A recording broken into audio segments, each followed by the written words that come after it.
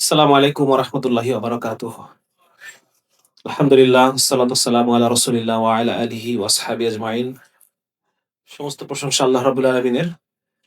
আল্লাহ তাআলা আজকের এই সুন্দর সকালে আমাদের সকলকে আল্লাহ তাআলার দিন দিনকে সামনে রেখে কিভাবে জীবনকে গঠন করা যায় সে বিষয় নিয়ে কিছু আলোচনা হবে। ইনশাআল্লাহ সামনে আরো আ আলোচকরা আলোচনা করবেন। তো আসলে সাগর ভাইয়ের আলোচনাটা আরো লম্বা হওয়া দরকার ছিল। কারণ আমার এই আলোচনা হচ্ছে তাত্ত্বিক আলোচনা, থিওরিটিক্যাল আলোচনা। এটা আসলে আ মানে এটার চাইতে বরং যে আলোচনাটা হচ্ছিল এটা হচ্ছে আমাদের মানে প্র্যাকটিক্যাল লাইফ এর জন্য দরকার আরকি। তো যাই হোক আমি শুরু করতেছি। আসলে এই টপিকটা বিশেষ করে অর্থনীতি বোঝা খুব কঠিন।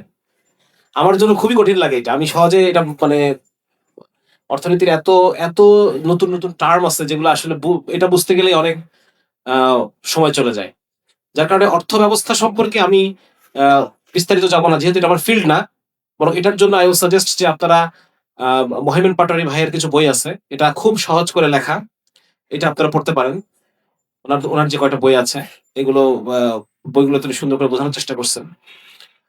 আর মূলত অর্থব্যবস্থার যে গভীর যে আ সমস্যাগুলো এইগুলো আসলে আমরা বুঝতে পারি না বলেই আমরা দেখা যাচ্ছে যে আ মানে এই যে সুদের যে ভয়াবহতা বা ব্যাংকিং সিস্টেমের যে প্রবলেম, সারা পৃথিবীর যে আ মানে কারেন্সি সিস্টেম যেটা মুদ্রা ব্যবস্থার যে সমস্যাগুলা, এগুলা সাধারণ মানুষ আমরা বুঝে উঠতে পারি না। যেগুলো সমস্যা কোথায়? ব্যাংকের সমস্যা কোথায়? ব্যাংক ভালো কাজ করতেছে তো ব্যাংক। কারণ এগুলো আসলে এত বেশি জটিল আলোচনা যেটা আমাদের সাধারণ মানুষ আমাদের পক্ষে বোঝা খুব কঠিন। তবে আমি আপনার জন্য কিছু মানে রিডিং লিস্ট আমি আমি আনছি যে আপনারা কিছু জিনিস পড়বেন। আমি নিজেও এই বইগুলা থেকে খুব মানে আ উপকৃত হয়েছি এই বইগুলো থেকে। আ বিশেষ করে মহেন পাটের ২ টা বই যে ব্যাংক ব্যবস্থা, টাকার গোপন রহস্য এবং ডলারের আধিপত্য, রাষ্ট্রের দেউলিয়াত্ব। মানে কিভাবে ব্যাংক ব্যবস্থা, ব্যাংকিং সিস্টেম কিভাবে কাজ করে এই বিষয়টা নিয়ে উনি মানে খুব সহজ ভাষায় আমাদের মতো করে পানির মতো করে আলোচনা করছেন। এছাড়া আমি আরো ৪ টা বইয়ের সাহায্য নিয়েছি আজকের আলোচনায়। সেটা হচ্ছে যে 'দ্য মানি মাস্টার্স' এটা একটা লেকচার। টিম স্টিল এর লেখা একটা ডকুমেন্টারি ১৯৯৬ সালের। সেটা বই আকারে আছে 'মানি মাস্টার্স', এটা আপনারা পড়তে পারেন। আর হচ্ছে জেমস রিকার্ডস এর 'গোল্ড ইজ মানি', এটা একটা চমৎকার একটা বই। এখানেও এটা নিয়ে আলোচনা আছে। আসলে আমরা টাকা ব্যবহার করি কিন্তু এই টাকার ইতিহাস কি এটা আমরা কিন্তু কেউ জানি না। যেহেতু এটার ইতিহাস কি আমরা জানি না, আমরা ধরে নিয়েছি যে আসলে পৃথিবীটা চিরকাল এরকমই ছিল এবং আগামীকাল মানে সামনেও পৃথিবীটা এরকমই থাকবে। আমাদের এটা একটা ভুল ধারণা আসলে। সুতরাং এই টাকার ইতিহাস আমি তো দেখা যাচ্ছে যে আমি মেডিকেল পাস করছি ২৫ বছর বয়সে। ২৬, ২৭, ২৮ বছর বয়সের আগ পর্যন্ত আমি তো জানি না যে টাকার ইতিহাস কি। ঠিক আছে না? মানে আমি জানতাম না টাকার ইতিহাস কি। আমার কখনো জানার প্রয়োজন পড়েনি। কিন্তু এটা যদি আপনি না জানেন, আপনি আসলে বুঝতে পারবেন না যে আপনাকে কে চালাচ্ছে। হ্যাঁ, আজকে আপনি যে পোশাকটা পড়তেছেন, এই যে আপনার চয়েস, এই চয়েসটা কে ঠিক করে দিচ্ছে? আজকে আপনি যে আ আপনার জীবনের যে একটা মানে অংশ হয়ে দাঁড়াইছে টাকাটা। এটা আপনার জীবনের একটা অংশ, তাই না? তো এটার পিছনে আর কি ফিলোসফি কাজ করে? এটার পিছনে কি দর্শন কাজ করে? এই বিষয়গুলো সম্পর্কে আমরা জানতে পারব না আসলে। দুনিয়ার হাকিকত হচ্ছে টাকা নাকি? দুনিয়ার বাস্তবতা কি? দুনিয়ার বাস্তবতা হচ্ছে টাকা। তাহলে এই টাকার ইতিহাস এবং টাকাটা কি জিনিস? এটা যদি আমি জানতে না পারি, মানে আমার দুনিয়ার বাস্তবতা সম্পর্কে আমার জানা হলো না।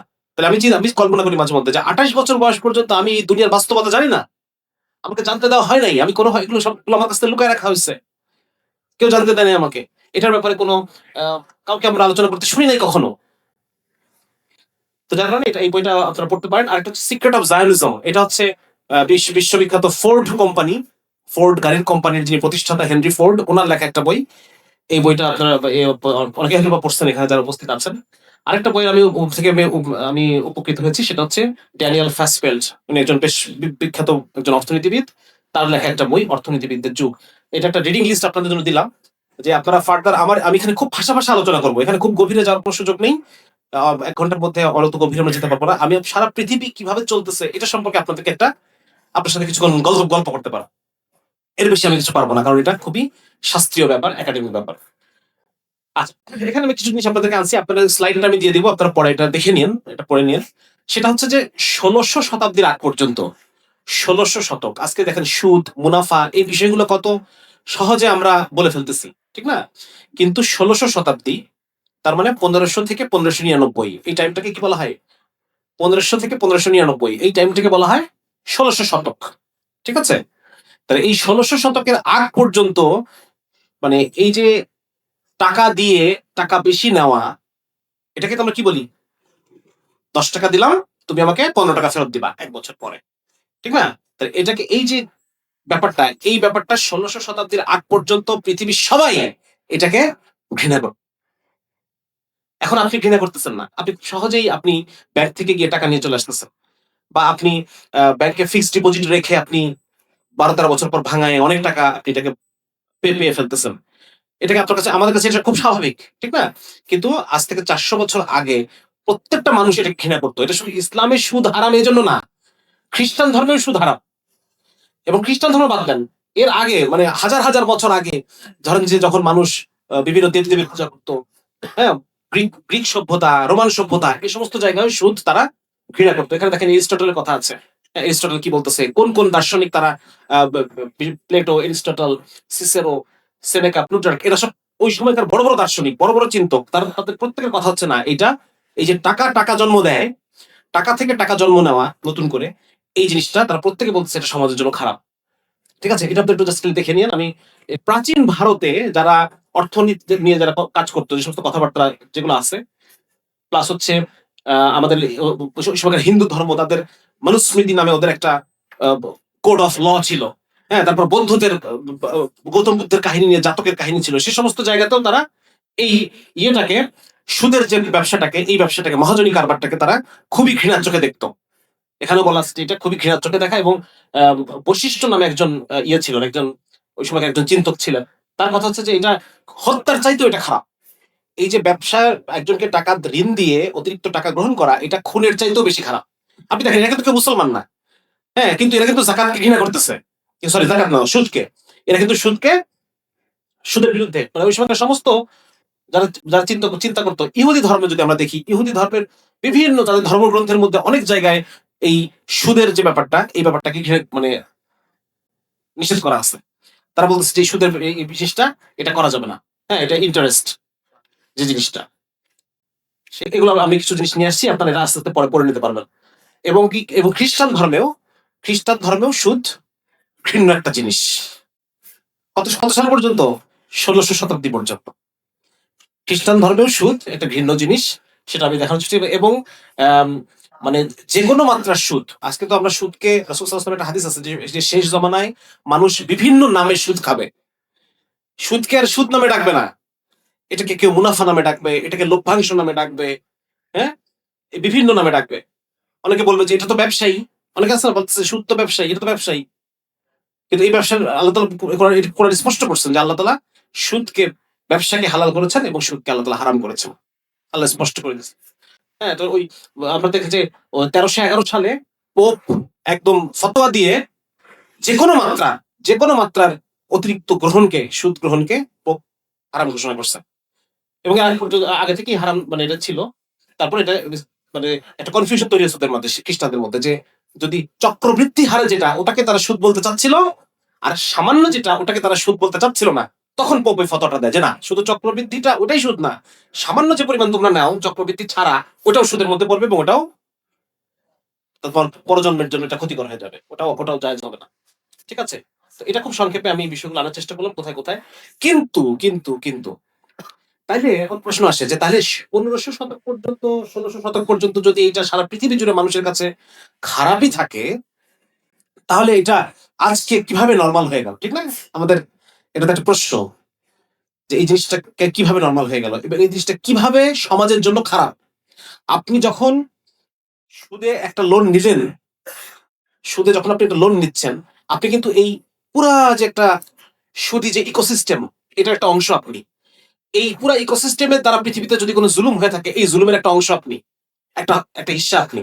ধরেন কথাটা, আমার অত টাকা নেই, আমার 1 লক্ষ টাকা ব্যাংকে ফিক্সড ডিপোজিট করা আছে। সেখান থেকে আমি ব্যাংক আমাকে বিভিন্নভাবে এখানে সুদ যুক্ত করে আজ থেকে 15 বছর পর আমি এটা ভাঙাবো। আপনি এখানে যত কম টাকায় রাখেন না কেন, এই বিশ্বব্যাপী ঘটা যে একটা বিশাল জুলুম, এই জুলুমের একটা অংশ আপনি। এখন এটা কিভাবে হচ্ছে জুলুমটা, এটা আমি আপনাদের সামনে আমার মতো করে, মানে আমরা তো সবাই আমরা অর্থনীতিবিদ না, অর্থনীতি পড়ুয়া কেউ না, সুতরাং আমি আমার মতো করে লেম্যান টার্মে আমি আপনাদের বোঝানোর চেষ্টা করবো ইনশাআল্লাহ। মানে 1500 শতকে কি ঘটে গেল, 1600 শতকে কি ঘটলো, যার কারণে এই মানে ইন্টারেস্ট ব্যাপারটা বা সুদ ব্যাপারটা আমাদের কাছে আস্তে আস্তে নর্মাল হয়ে গেল 1500 শতকের শুরুতে, সরি 1600 শতকের শুরুতে, 1500 শতকের শেষে।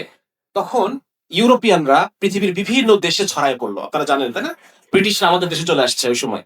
হ্যাঁ, এটা হচ্ছে 1498 সালে যখন পর্তুগিজ একজন জলদস্যু ভাস্কো ডা গামা, নাম শুনছেন নাকি আপনারা? পর্তুগিজ জলদস্যু ভাস্কো ডা গামা, সে ইউরোপ থেকে ভারতে আসার নৌপথ আবিষ্কার করলো, যে কিভাবে ইউরোপ থেকে ভারতে সহজে আসা যায়। এই নৌপথ আবিষ্কার করার সাথে সাথে তখন ইউরোপীয় বিভিন্ন পাওয়ার গুলা যারা ছিল, যারা এতদিন পর্যন্ত নিজেদের মধ্যে যুদ্ধ করছে, হ্যাঁ, বিভিন্ন নিজেদের মধ্যে প্রচুর যুদ্ধ, ফ্রান্সের সাথে জার্মানির যুদ্ধ, স্পেনের সাথে জার্মানির যুদ্ধ, ইংল্যান্ডের সাথে ফ্রান্সের যুদ্ধ, এদিকে পোল্যান্ডের সাথে ইটালির বিভিন্ন রকম যুদ্ধ চলতেছে বিভিন্ন শত শত বছর ধরে। কয়েকটা বড় বড়, আমরা তো প্রথম বিশ্বযুদ্ধ, দ্বিতীয় বিশ্বযুদ্ধ এটুকু পর্যন্ত আমরা জানি, কিন্তু এরও আগে ইউরোপ যুদ্ধ করছে, 100 বর্ষব্যাপী যুদ্ধ, 100 বছর ধরে যুদ্ধ চলছে, বুঝছেন? প্রথম দ্বিতীয় বিশ্বযুদ্ধ কয় বছর? 4 বছর। আর 100 বর্ষব্যাপী যুদ্ধ হয়েছে। এর আগে একটা যুদ্ধ হয়েছে, খ্রিস্টানদের যে দুটা ফ্যাকশন আছে, একটা হচ্ছে ক্যাথলিক আর প্রোটেস্ট্যান্ট, তাদের মধ্যে 30 বছর ব্যাপী যুদ্ধ চলছে। 30 বছর ব্যাপী যুদ্ধ। এই নিজেদের মধ্যে এত যুদ্ধ করতে করতে করতে করতে ওরা কি হয়ে গেছে, যুদ্ধে উন্নত হয়ে গেছে।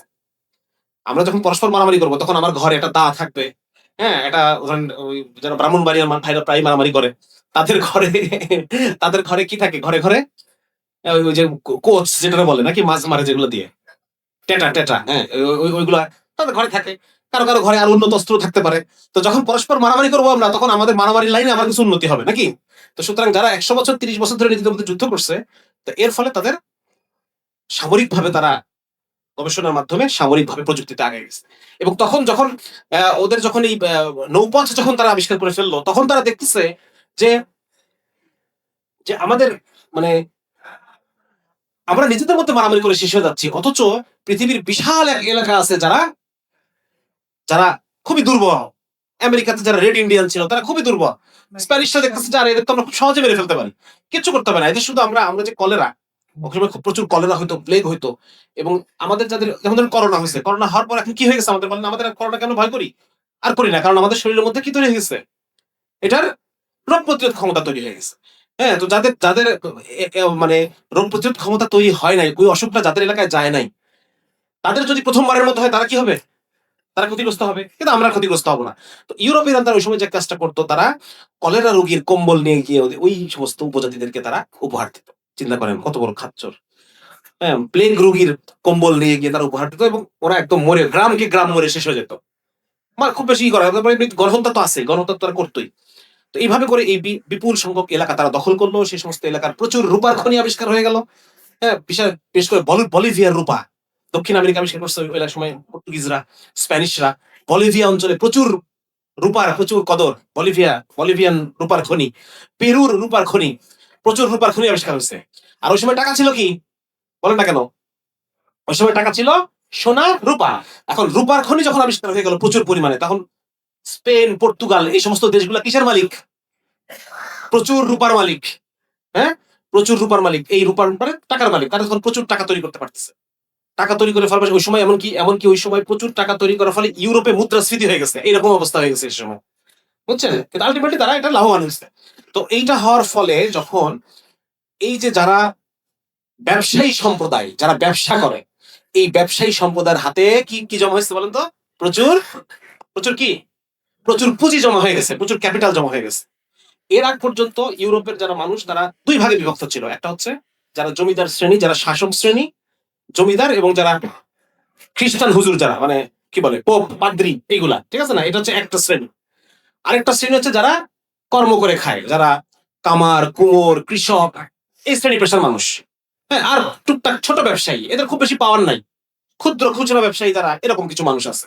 কিন্তু যখন এই সমস্ত মানে কিছু মানুষ দাঁড়ায় গেল, যারা প্রচুর পরিমাণে ইনভেস্ট করলো, এবং ওখান থেকে আসা যে প্রচুর পরিমাণে টাকা, সেই টাকাগুলো তাদের মালিকানায় চলে আসলো।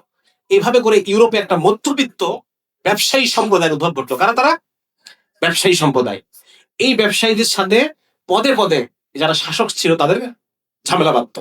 কারণ শাসকরা এদের উপরে বিভিন্ন ট্যাক্স দিত, বিভিন্ন ট্যাক্স বসাইতো, এই ট্যাক্স, সেই ট্যাক্স, শুল্ক। আমরা যারা ব্যবসা করেন, আমরা তো ভালো জানেন। হ্যাঁ, কোনো কোনো ক্ষেত্রে যারা বিদেশি বিজনেস করে, ফরেন বিজনেস করে, তাদেরকে 32% পর্যন্ত ট্যাক্স দেওয়া লাগে, 36% পর্যন্ত ট্যাক্স দেওয়া লাগে। তো এই যে ওই সময় এই সমস্যাটা ছিল, ঠিক আছে না? কিন্তু আমি যেটা বলতে চাচ্ছি যে দেখেন এই যে বিভিন্ন জায়গায় তারা উপনিবেশ স্থাপন করলো। হ্যাঁ, আপনারা দেখতে পাচ্ছেন? দেখেন ফ্রান্স ছোট্ট একটা দেশ, কিন্তু পৃথিবীর কত বড় অংশ তারা দখল করে ফেলছে। ওই পাশে দেখেন পর্তুগিজ, দেখেন পর্তুগাল কত ছোট্ট একটা দেশ, কিন্তু কত বড় একটা এলাকা তারা দখল করে ফেলছে। আর স্পেন দেখেন কত বড়, লাল লাল অংশটা পুরোটাই স্পেন, দেখতে পাচ্ছেন? কত ওই আমেরিকার এই প্রান্ত থেকে এই প্রান্ত পর্যন্ত পুরোটাই দখল ওদের। আর ব্রিটিশরা দেখেন সারা পৃথিবীর অর্ধেকের বেশি জায়গা ব্রিটিশের দখলে। হ্যাঁ, এবং বলা হয়তো যে ব্রিটিশ সাম্রাজ্যে কখনো কি সূর্য ডোবে না, ব্রিটিশ সাম্রাজ্যে কখনো সূর্য ডোবে না, কোনো একখানে সূর্য ডুবলেও আরেকখানে সূর্য উঠে বসে আছে, এটা বলা হয়তো। তো এই এই কারণে তখন বিপুল পরিমাণ মানে অর্থ অর্থ তখন ইউরোপের হাতে, এবং এই ব্যবসায়ীরা তখন এইটুকু পর্যন্ত আপনাদের আলোচনা থাক, ঠিক আছে? যে 16শো শতকে ইউরোপের হাতে প্রচুর টাকা জমা হলো, একটা শ্রেণীর হাতে প্রচুর প্রচুর রূপা জমা হলো, টাকা জমা হলো। এখন আমাদের একটু জানতে হবে যে এই আজকে আমরা যে কাগজের টাকা ব্যবহার করি, এই টাকার কি ইতিহাস আমরা একটু জেনে নিই। সেটা হলো, ধরেন যে আগে তো মানুষের স্বর্ণ মুদ্রা, রৌপ্য মুদ্রা, এখন আমার কাছে ধরেন 1 কেজি সোনার মুদ্রা আছে। তো এটা নিয়ে যখন আমি মার্কেটে যাব, এটা একটা সমস্যাজনক বিষয় নাকি? এটা বহন করা একটা সমস্যা, এটা বাসা ঘরের মধ্যে কোথায় রাখবো সেটা একটা সমস্যা, এটা একটা সমস্যার জিনিস। বেশি ক্যারি করা যাচ্ছে না, বেশি বাসায় রাখলে পরে এটা হামলা হওয়ার সম্ভাবনা আছে, বিভিন্ন রকম সমস্যা। তখন কিছু মানুষ টাকা তৈরি করত, সরকার থেকে, রাজার পক্ষ থেকে কিছু মানুষকে টাকা তৈরি করার অনুমতি দেওয়া হতো, স্বর্ণকার যারা, তারা টাকা তৈরি করত। এই সময় কিছু মানুষ দেখলো যে এই টাকাগুলো বহন করার চাইতে এই টাকাগুলো যদি আমরা সোনার মুদ্রাগুলা, রূপার মুদ্রাগুলো যদি আমরা স্বর্ণকারের কাছে জমা রাখি, এবং স্বর্ণকার আমাকে একটা কি দিবে, একটা মানি রিসিপ্ট দিবে, একটা মানি রিসিপ্ট দিবে যে এই ব্যক্তির 30 ভরি সোনা আমার কাছে মজুদ আছে, আমার কাছে এটা জমা আছে, একটা মানি রিসিপ্ট দিয়ে দিবে। আপনি পরবর্তীতে মানি রিসিপ্ট যদি কখনো দেখান, সে ওই টাকা সোনাটা আবার আপনার কাছে ফেরত দিয়ে দিবে, ঠিক আছে? চাহিবা মাত্র ইহার বাহককে 30 ভরি সোনা দিতে বাধ্য থাকিবে, ঠিক আছে? বুঝছেন জিনিসটা? বুঝতে পারছেন? তো এই হচ্ছে সেই মানি রিসিপ্ট। এখন পরবর্তীতে দেখা গেল আমি এক জায়গায় জমি কিনবো, সেখানে আমার 15 ভরি সোনার গয়না লাগবে, 15 ভরি মুদ্রা লাগবে। তো আমি যেটা করলাম, আমি তাকে বললাম, মানে ওই লোকের কাছ থেকে আমি 30 ভরির মানি রিসিপ্ট একবারে না নিয়ে 15 দুইটা মানি রিসিপ্ট নিলাম। তাহলে যখন আমি জমি কিনতেছি, আমি ওই 15 ভরির যে আমার কাছে টাকা পায়, তার কাছে আমি একটা সোনা তুলে এনে না দিয়ে তাকে আমি শুধু 15 ভরির মানি রিসিপ্টটা দিয়ে দিলাম। আমার কথা বুঝতে পারছেন? তাহলে এইভাবে করে তখন দেখা গেল যে না, ওই স্বর্ণকাররা তখন দেখলো যে তাহলে পরে তো এই মানি রিসিপ্ট ছোট ছোট আকারে যদি আমি দেই, তাহলে তো মানুষ আর সোনা সোনা উঠাইতে আসে না, মানুষ ওই মানি রিসিপ্ট দিয়েই, ওই রসিদ দিয়েই তাদের লেনদেনগুলো সেরে ফেলা যায়। তখন এই স্বর্ণকাররা বিভিন্ন ধরেন 5 ভরি, আধা ভরি, 1 আনা, 5 আনা, বিভিন্ন রকম মানি রিসিপ্ট তাদের মানুষকে দেওয়া শুরু করলো। তখন মানুষ আর কি সোনা ওঠানোর দরকার আছে? হ্যাঁ, আমি যখন বাজারে যাচ্ছি, আমি 1 কাপ চা খাবো, তখন আমি ওই ওই পরিমাণ রূপার মুদ্রার একটা টাকা দিয়ে আমি চাটা খেয়ে চলে আসলাম। এবং যদি তোমার রূপার দরকার হয়, তুমি ওই স্বর্ণকারের কাছে যাইও, গেলে পরে এই মানুষটা দেখাবা, সে তোমাকে ওই পরিমাণ সোনা দিয়ে দিবে। তাহলে এই টাকাটা মূলত কি?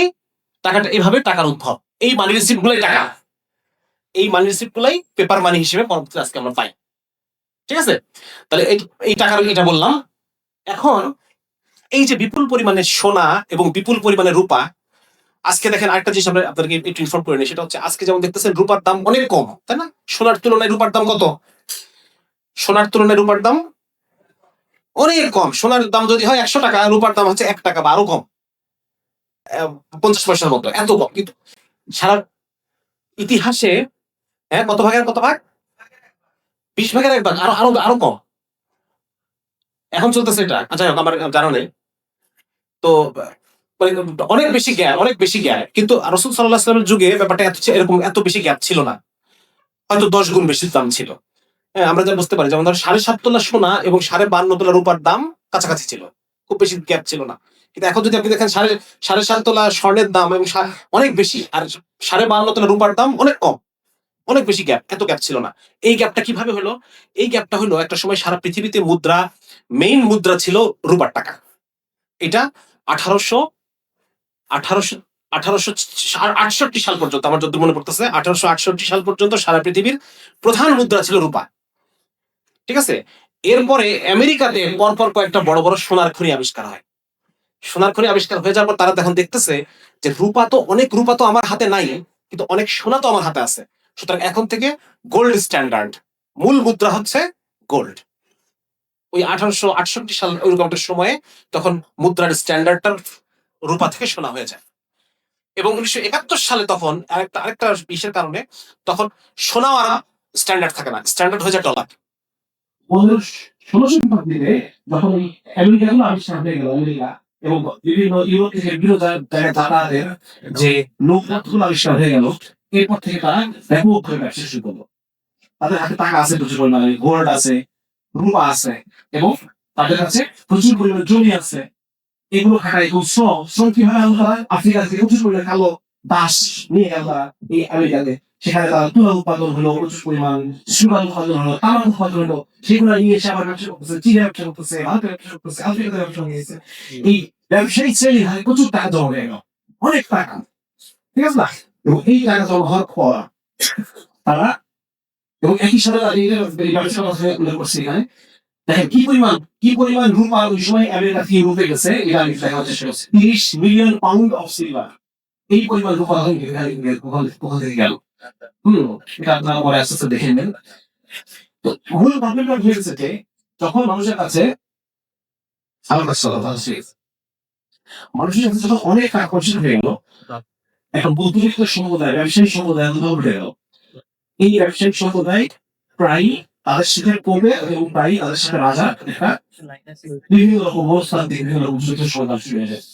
হ্যাঁ, এবং এই ব্যবসায়িক সম্প্রদায় এর মধ্যে দিয়ে ব্যাংকিং সেক্টর, ব্যাংকিং আমি বুঝতে পারছি কিনা, এই স্বর্ণ কাদের দেয়, এই যে স্বর্ণ জমা রেখে টাকা ইস্যু করতেছে, এই স্বর্ণ দ্বারা থেকে একটা ব্যাংক হয়ে দাঁড়ালো। এবং এরা মৌলিক ভাবে এরা চায় না, এরা হলো একটা বিশেষ সম্প্রদায়। এই বইটা আমরা বলতে পারেন তোমার লেখা হবে কেন আমি ইহুদি নই। ওই সময় ইহুদিদের ঘরের মধ্যে কয়েকটা ভার্স আছে যেখানে তার ঘর বলতেছে যে তোমরা তোমার ভাইয়ের সাথে শুধু ব্যবসা করো।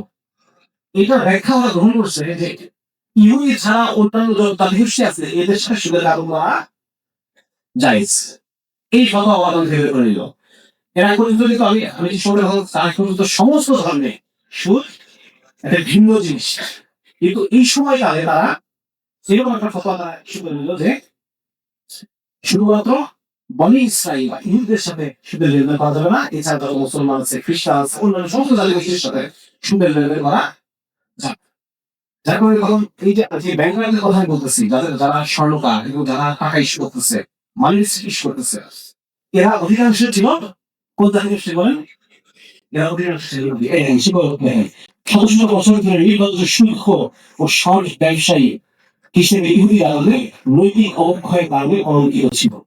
মানে যখন দেখতেছে ইহুদিরা এরকম দুর্নীতির সাথে ব্যবসা করতেছে খ্রিস্টানদের সাথে, একটা সময় দেখা যাচ্ছে যে খ্রিস্টান জনগণ দেখতেছে যে আমার সবকিছু বন্ধ হয়ে যাবে, ওগুলো সে ছাড়তে পারতেছে না।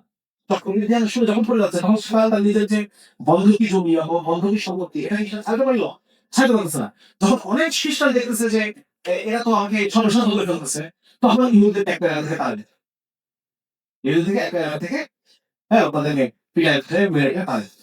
এরকম অনেক বার হয়েছে। আসলে ইসরায়েলিরা ওরা একটা কথা বারবার বলে যে আমরা আমাদের কোনো রাষ্ট্র নাই, আমরা সমস্ত জায়গায় বিভিন্ন ধরনের নির্যাতনের শিকার হচ্ছি। নির্যাতনের শিকার তুমি কেন হয়েছো? এই হচ্ছে সেই কারণ। কারণ তারা এই সুদে রিফিউজ করতো খ্রিস্টানদের সাথে, আর খ্রিস্টানরা এগুলো ধরে ধরে গেছে। যখনই দেখুন যে খ্রিস্টানরা আমাদের সব বাড়ি ঘর জমি সব চলে যাচ্ছে, তখনই এদের ধরে বেড়ায় ওরা তুলে। বুঝতে পারছেন? আচ্ছা, এখন যখন এইভাবে করে ইউরোপে ধীরে ধীরে একটা নতুন ধরনের চিন্তা তৈরি হয়ে গেল, সেটা হচ্ছে মুনাফাই চিন্তা। এর আগে পর্যন্ত মানুষের কাছে অর্থনৈতিক আছে টাকা ছাড়া আর লাভ নেই, ঠিক না? একটা সময় পৃথিবীতে এরকম ছিল না। মানুষের দাম হইত তার জ্ঞান দিয়ে, মানুষের দাম হইত তার যোগ্যতা দিয়ে, মানুষের দাম হইত তার যুদ্ধের বীরত্ব দিয়ে, মানুষের দাম হইত তার নেতৃত্ব দিয়ে, হ্যাঁ, তার গুণাবলী দক্ষতা এগুলো দিয়ে। কিন্তু এখন দেখবেন যে একটা মানুষ কোনোভাবে কোনোভাবে সে টাকা কামাইছে, এখন তাকে সমস্ত জায়গায় ডেকে এনে আগে হয়ে সিটটা লাগে চেয়ারটা গাড়ি। এই যে টাকার কারণে সম্মান, এটা ওই সময় ছিল না। আপনি যদি ড্যানিয়েল ফার্স্টের এগুলো দেখেন, তখন উনি বলতেছেন যে এরকম একটা সময়ে একটা একটা দৈনিক ভাবে মানুষ একটা ঝামেলা করতে পারে না যে আমি আসলে কি করবো। একদিকে আমাকে বলতেছে, আমার ধর্ম আমাকে বলতেছে যে একটা মানুষ যদি তোমার কাছে টাকা ধরে 10 টাকা, একটা আমি 10 টাকা দিয়ে একটা একটা একটা পেয়ারা কিনলাম, পেয়ারা কেনার পর এই টাকাটা দিতে আমি ভুলে গেলাম। এখন আমি চলে গেছি আমার বাড়ি অন্য জেলায়। এখন আমি কি ফিরে এসে এই লোকটাকে এই টাকা ফেরত দিব, নাকি আমি এটা ভুলে যাবো? ওনারা বলতেছেন যে ইউরোপে এই যে মানুষের মধ্যে অর্থের প্রতি একটা প্রচুর অর্থ, হ্যাঁ, অর্থের প্রতি একটা লোভ তৈরি হলো। এর ফলে মানুষ একটা ঝামেলা চলে গেলো। ঝামেলা হচ্ছে কি, ধর্ম না টাকা। আমি কি আমার ধর্মটাকে আগে রাখবো, নৈতিকতাকে আগে রাখবো, নাকি আমি আমার যে টাকাটা সেভ হয়ে গেল, 10 টাকা সেভ হয়ে গেল, এটাকে আমি আমার জীবনের মূল লক্ষ্য মানে আমি কি আমার টাকা মানে যে কোনো ভাবে আমার কাছে টাকা আসুক, এটাই কি আমার জীবনের উদ্দেশ্য হবে, নাকি যে কোনো ভাবে আমি আহ মানে ধর্মীয় নীতি নৈতিকতা বজায় রাখবো, এটাই আমার জীবনের মূল উদ্দেশ্য। ইউরোপের এই যে এই সমস্যাটা, এটাকে বলা হয় মরাল ডিলেমা। ইউরোপের একটা মরাল ডিলেমা শুরু হয়ে গেল। কারণ আপনি যখন একটা লোক পেয়ার টাকা পায়, তাকে যখন টাকা দিতে যাচ্ছেন, এত দূর ট্রাভেল করে গিয়ে তাকে টাকাটা ফেরত দিচ্ছেন, ওরা বলতেছে যে এটা তো আসলে আহ একটা মানে আপনার পুঁজি তো বাড়তেছে না, এটা দিয়ে আপনার পুঁজিটা কমে যাচ্ছে। আমার কথা বুঝতে পারছেন? আপনার টাকার যে ইনকাম, আপনার যে পুঁজি, এই পুঁজিটা তো কমে গেল এই কাজটা করতে গিয়ে। সুতরাং আমি কি পুঁজি কমায় ফেলবো, নাকি আমি আমার নীতি নৈতিকতাকে ঠিক রাখবো? এই ঝামেলাটা তখন ইউরোপে শুরু হয়ে গেল। এবং শুরু হওয়ার ফলে এটাকে কথা কি বলতেছে যে 1800 শতকের মধ্যে এই যে একটা ইথিক্স, নতুন একটা ইকোনমিক ইথিক্স বলতে অর্থনৈতিক নৈতিকতা, মানে আমি কি টাকা যে কোনো ভাবে কামাইতে পারি, নাকি এটার মধ্যেও আমাকে হালাল হারাম বজায় রাখতে হবে। এই যে একটা নতুন নৈতিকতা, আমার ব্যবসার পক্ষে যেটা ভালো সেটাই আমি করবো সবসময়, নাকি আমি এখানে হালাল হারামের কোনো বিষয় আছে। হ্যাঁ, এই নৈতিকতা ওরা বলতেছে এটাই হয়ে গেল ইউনিভার্সাল ওয়ে অফ লাইফ। এটা সবার জন্য, এটা সবাই এটাকে গ্রহণ করে নিল। ধর্মের প্রভাব কমে গেল এবং টাকার প্রভাব বেড়ে গেল। টাকাই গড হয়ে গেল মানুষের আস্তে আস্তে। দেখুন কিভাবে টাকা মানুষ আস্তে আস্তে গড হয়ে গেল মানুষের। মানুষ টাকাকে খোদা মনে করা শুরু করলো। 2 নম্বর বলতেছে এই নিউ ইথিক্স, এই যে একটা নতুন চিন্তা যে আমি দুনিয়াতে আমার ব্যবসা বাড়ানোর জন্য যেটা করবো সেটা ঠিক আছে। আমার অন্য কোনো মানুষ কষ্ট পেলো কিনা, অন্য কোনো মানুষ আমার এই ব্যবসার কারণে ক্ষতিগ্রস্ত হলো কিনা, এটা আমার দেখার দরকার নাই। আমি লাভ করবো, এটাই আমার বাস, এটাই আমার যথেষ্ট। This new ethic was the basis of secular and materialistic value system. নতুন যে একটা জায়েজ না জায়েজের একটা ধারণা। আজকে দেখেন, আপনি যদি কোন এক ভাইকে, যিনি ব্যাংক থেকে লোন নিচ্ছেন, তাকে যদি গিয়ে বলেন ভাই ব্যাংকের সাথে আপনি কারবার করেন না, এটা তো হারাম আমাদের ইসলামে, এই সুদের কারবারে যুক্ত হওয়াটা তো হারাম, উনি তখন বলবে জানেন হুজুরদের এই সমস্ত কথাবার্তা শুনলে জীবন চলবে নাকি, হুজুরদের এই সমস্ত হালাল হারাম নিয়ে জীবন কাটা দিব নাকি, ব্যাংক থেকে লোন নিলে ব্যবসা করবো কিভাবে। তাই দেখেন ইথিক্স কিন্তু দুইটা হয়ে গেছে। একটা হচ্ছে আমি আগে ইসলামের যে ভ্যালু সিস্টেম সেটা মানতাম, এখন আমি বলতেছি না, ইসলামের ভ্যালু সিস্টেম মানলে পরে দুনিয়া চলবে না, আমাকে মানতে হবে সেকুলার ভ্যালু সিস্টেম, বা মানে কি বলে এটাকে, দুনিয়া থেকে চলবে না। হুজুরদের কথা শুনলে, হুজুরদের ভ্যালু সিস্টেম শুনলে পরে দুনিয়ার ভ্যালু সিস্টেম চলবে না, হুজুরদের কথা শুনলে দুনিয়া চলবে না। এই যে একটা ভাগ হয়ে গেল, এই ভাগটা উনি বলতেছেন যে এই কারণে, এই ঘটনার কারণে যখন মানুষ মানে ইউরোপের এই বিশেষ একটা পরিবর্তন, ইউরোপের মানুষের সেই পরিবর্তনের কারণে এই জিনিসটা পরিবর্তন হয়ে গেল। এখন দেখেন, আমি এত আলোচনাগুলো করলাম যাতে এই সামনের আলোচনাগুলো আপনারা বুঝতে পারেন। আমি বুঝতেছি যে এগুলো একটু একটু কাটটা কুট্টা রসীন আলোচনা, কিন্তু এখন হচ্ছে আমরা মূল আলোচনা ঢুকতেছি। সেটা হচ্ছে আপনারা যারা ব্যবসায়ী আছেন, আপনাদের বিভিন্ন ভাবে ব্যাংকের সাথে সম্পর্ক রাখতে হয়, ঠিক না? আমরা যারা চাকরিজীবী আছি, আমাদের বেতনটাও ব্যাংকের মাধ্যমে হয়। আমরা সরকারি ব্যাংক, সোনালী ব্যাংকের মাধ্যমে আমাদের বেতন হয়। এখন অনেকের মনে প্রশ্ন যে হুজুররা ব্যাংক নিয়ে এত কথা কেন বলে? ব্যাংক তো ভালো কাজই করতেছে। এই যে এত এত স্টাফ, কর্মকর্তা, রাষ্ট্রের কর্মকর্তা সবাইকে বেতন পৌঁছায় দিচ্ছে, এত এত আম, যারা পেনশন পায়, অবসরপ্রাপ্ত, তাদেরকে অবসরের ভাতা পৌঁছায় দিচ্ছে, বিধবাদেরকে বিধবাদের ভাতা ব্যাংকে পৌঁছায় দিচ্ছে। তারপর হচ্ছে আমাদের লেনদেনকে সহজ করতেছে, ঠিক না? ধরেন আপনি আপনার আপনি ব্যবসা করতেছেন, সিলেটের এক লোকের কাছে আপনি টাকা পান, সেই লোকটা সিলেট থেকে ব্যাংকের মধ্যে ঢুকাই দিচ্ছে, আপনি ঢাকা থেকে ব্যাংকে উঠাই নিচ্ছেন। এটা তো ভালো কাজ। তাহলে হুজুরা ব্যাংকের পেছনে লাগছে কেন? এটা একটা প্রশ্ন আসে নাকি? দীর্ঘদিন পর্যন্ত আমার মনে মধ্যে এটা, এমনকি ইসলামের কথা আসার বড় আমার কাছে মনে হতো যে সুদ তো খারাপ, আমরা বুঝলাম, কিন্তু ব্যাংকের তো আরো অনেক কাজ আছে যেগুলো অনেক ভালো ভালো কাজ। হ্যাঁ, তারপরে শুধুমাত্র একটা জিনিসের কারণে আমরা ব্যাংকের পিছনে লাগতেছি, কারণ ঘটনা কি? না, এবারে দেখেন, ব্যাংক মানে শুধু সোনালী ব্যাংক, রূপালী ব্যাংক এটা না। কৃষি ব্যাংক, এইটা শুধু ব্যাংক না, এটা পুরা বিশ্বব্যাপী একটা সিস্টেম, পুরা বিশ্বব্যাপী একটা সিস্টেমের অংশ। এবং এই ব্যাংকের মধ্যে আমরা যারা গ্রাহক, আমরাও এই সিস্টেমের অংশ। আমি একটু আগে বলছি যে আপনি যদি আপনার 100 টাকাও ব্যাংকে রাখেন, যে আপনি 100 টাকা রাখছেন, এটা 10 বছর পর ফিক্সড ডিপোজিট করে আপনি বের করে নিয়ে আসবেন। এই 100 টাকাও যদি আপনি রাখেন, আপনি এই বিশাল সিস্টেমের দ্বারা আমাদের যে জুলুম হইতেছে, সেই জুলুমের একটা অংশ আপনি হয়ে গেলেন। এখন আমরা ধীরে ধীরে বুঝতে পারবো যে আসলে ব্যাংক ব্যাপারটা কি। ব্যাংক মানে শুধু একটা বিল্ডিং না, ব্যাংক মানে শুধু একটা সাইনবোর্ড না, ব্যাংক এটা পুরো সিস্টেম। কিভাবে সিস্টেম দেখেন, ব্যাংকের সমস্যাটাকে একটু আলোচনা করি। 1 নম্বর আলোচনা হচ্ছে যে ব্যাংক শুধুমাত্র সুদের কারবার এটাই ব্যাংক করে না, ব্যাংক মুদ্রা ব্যবস্থা নিয়ন্ত্রণ করে। মুদ্রা নিয়ন্ত্রণ করে, মার্কেটে বাজারে কি পরিমাণ টাকা থাকবে এবং কি পরিমাণ টাকা থাকবে না, এটা ব্যাংক নিয়ন্ত্রণ করে। এই ব্যাংকিং সিস্টেম যেটা, ধরুন বাংলাদেশের ব্যাংক সিস্টেমে কি কি আছে, কেন্দ্রীয় ব্যাংক আছে নাকি বাংলাদেশ ব্যাংক, আর কি আছে অনেকগুলা প্রাইভেট ব্যাংক আছে। এই টোটালটা মিলে একটা ব্যাংকিং সিস্টেম, ঠিক আছে। এখন এই সিস্টেমটা মিলে ঠিক করে যে কি পরিমাণ টাকা বাজারে থাকবে, কি পরিমাণ টাকা বাজারে থাকবে না। আপনারা জানেন যে হাসিনা আমলে প্রচুর পরিমাণে ব্যাংক টাকা সরাই ফেলছে, দেখছেন না? প্রচুর পরিমাণে অর্থ কি হলো, পাচার হয়ে গেছে, আত্মসাৎ হয়ে গেছে। এটা হাসিনার নিযুক্ত বিভিন্ন লোক করছে, এটা একটা জিনিস, মানে হাসিনাই করছে এটা। আবার এটা ব্যাংক চাইলে নিজেও করতে পারে।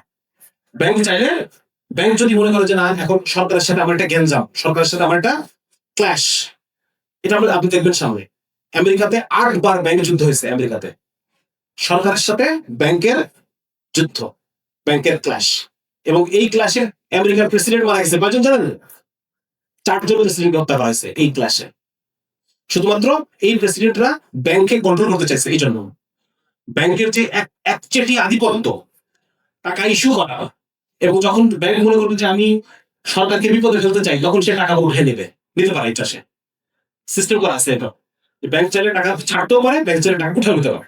সরকারকে বিপদে ফেলতে চাই, টাকা উঠে নিলাম, ঠিক আছে। এই কাহিনী ঘটানোর জন্য আমেরিকাতে কংগ্রেসের সাথে, মানে আমেরিকার সংসদের সাথে আমেরিকার যে মূল ব্যাংক, সেন্ট্রাল ব্যাংক, এই ক্লাস 8টা ব্যাংক যুদ্ধ করছে। এবং 8টা ব্যাংক যুদ্ধে আমেরিকার প্রেসিডেন্ট মারা গেছে 4 জন। আপনারা জানেন আব্রাহাম লিঙ্কনের কথা, তাকে গুলি করে মারা হয়েছে। প্রেসিডেন্ট আরেকজন ছিলেন গারফিল্ড, তাকেও মারা হয়েছে গুলি করে। 4 জন প্রেসিডেন্ট ছিল, তাকে হত্যা করা হয়েছে ব্যাংকে।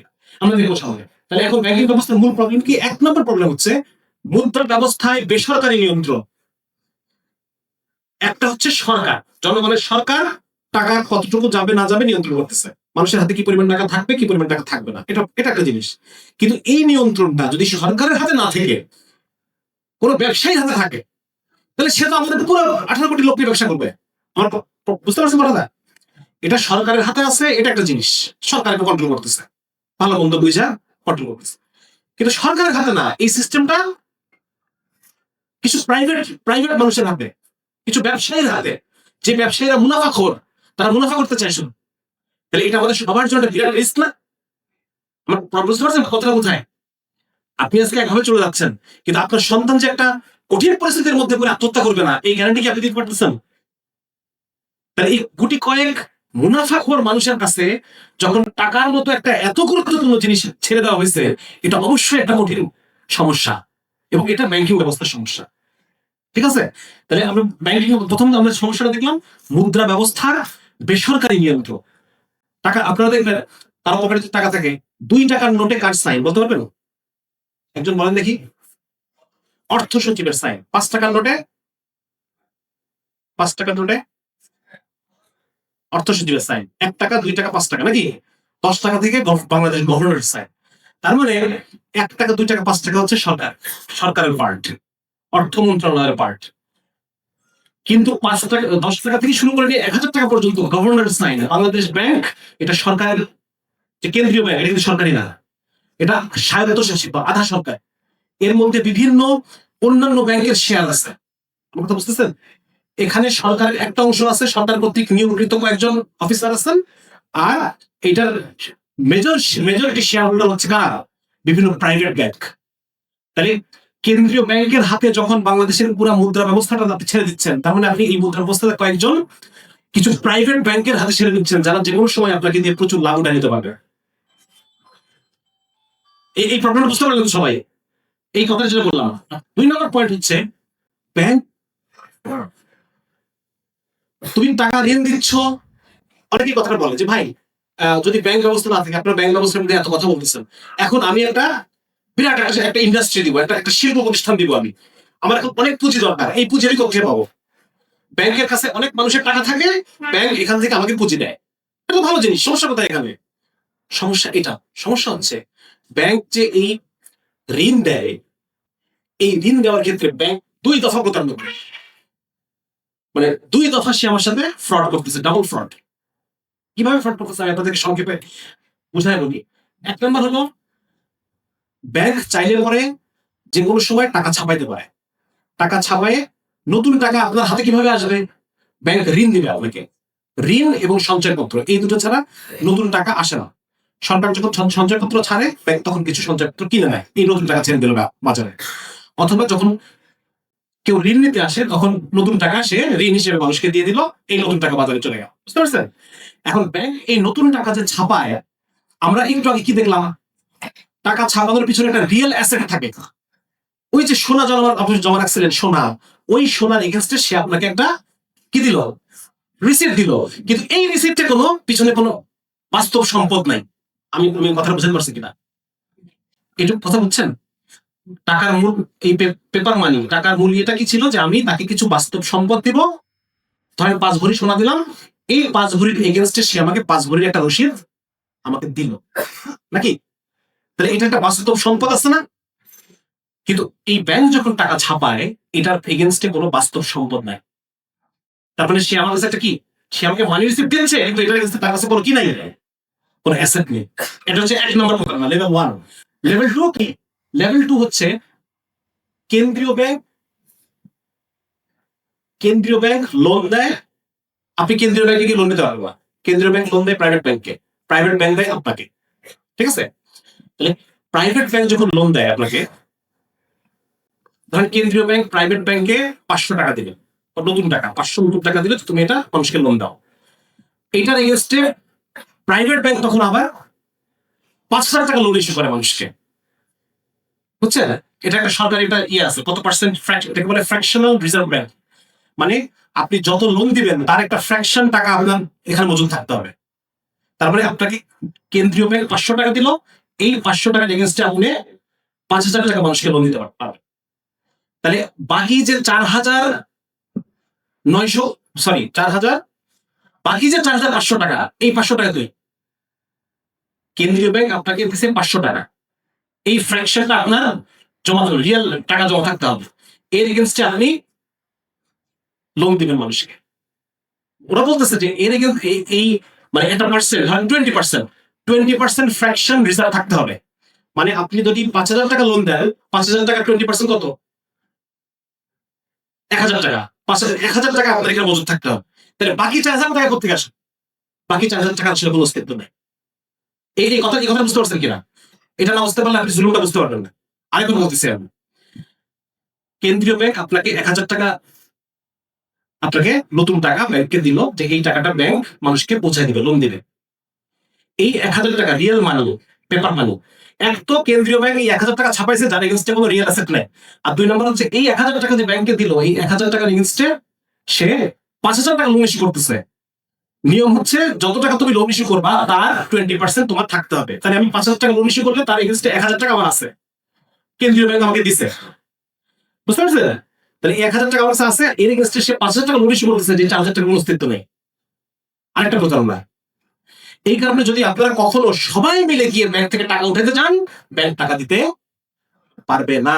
আপনাকে আরো জিনিসটা আরো সহজে বোঝানোর জন্য একটা জিনিস আপনাকে দেখাই, তাহলে বুঝতে পারবেন। এই দেখেন, বাংলাদেশ সরকার এখন পর্যন্ত বাজারে মোট 2,334 বিলিয়ন টাকার নোট ছাড়ছে, কিন্তু বাংলাদেশের ব্যাংকগুলো 2021 সালে কিভাবে 11,411 বিলিয়ন টাকা ঋণ দিল? তাহলে অ্যাকচুয়ালি টাকা আছে কত? 2,336 টাকা কাগজ আছে, আর লোন দিছে কত? কত গুণ? 5 গুণ বেশি লোন সে আপনাকে দিয়ে দিচ্ছে। আপনারা সবাই মিলে যদি টাকা উঠাতে চান, ও টাকা কিন্তু দিতে পারবে না, কারণ ওর কাছে এই বাকি যে 8 বিলিয়ন, 8,000 বিলিয়ন, এই বাকি 8,000 বিলিয়ন টাকা ওর কাছে নাই, আসলে নাই। তাহলে এই দুটো প্রতারণা তারা করে। ডাবল প্রতারণা বললাম এটা কেন? আমার ধারণা আপনারা হয়তো বুঝতে পারছেন, কারণ আমি নিজে যেভাবে বুঝছি আমি সেভাবে আপনাদেরকে বোঝানোর চেষ্টা করলাম। 3 নম্বর প্রবলেম হচ্ছে সুদের ব্যবস্থা।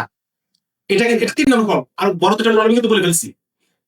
3 নম্বর প্রবলেম হচ্ছে সুদের ব্যবস্থাপনার মাধ্যমে টাকার ঊর্ধ্বমুখী ফ্লো।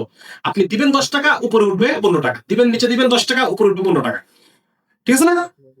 এই একটা কারণে মানে এখানে টাকাটাই পড়বো, টাকাই পড়বো, এটা একটা সমস্যাজনক বিষয়।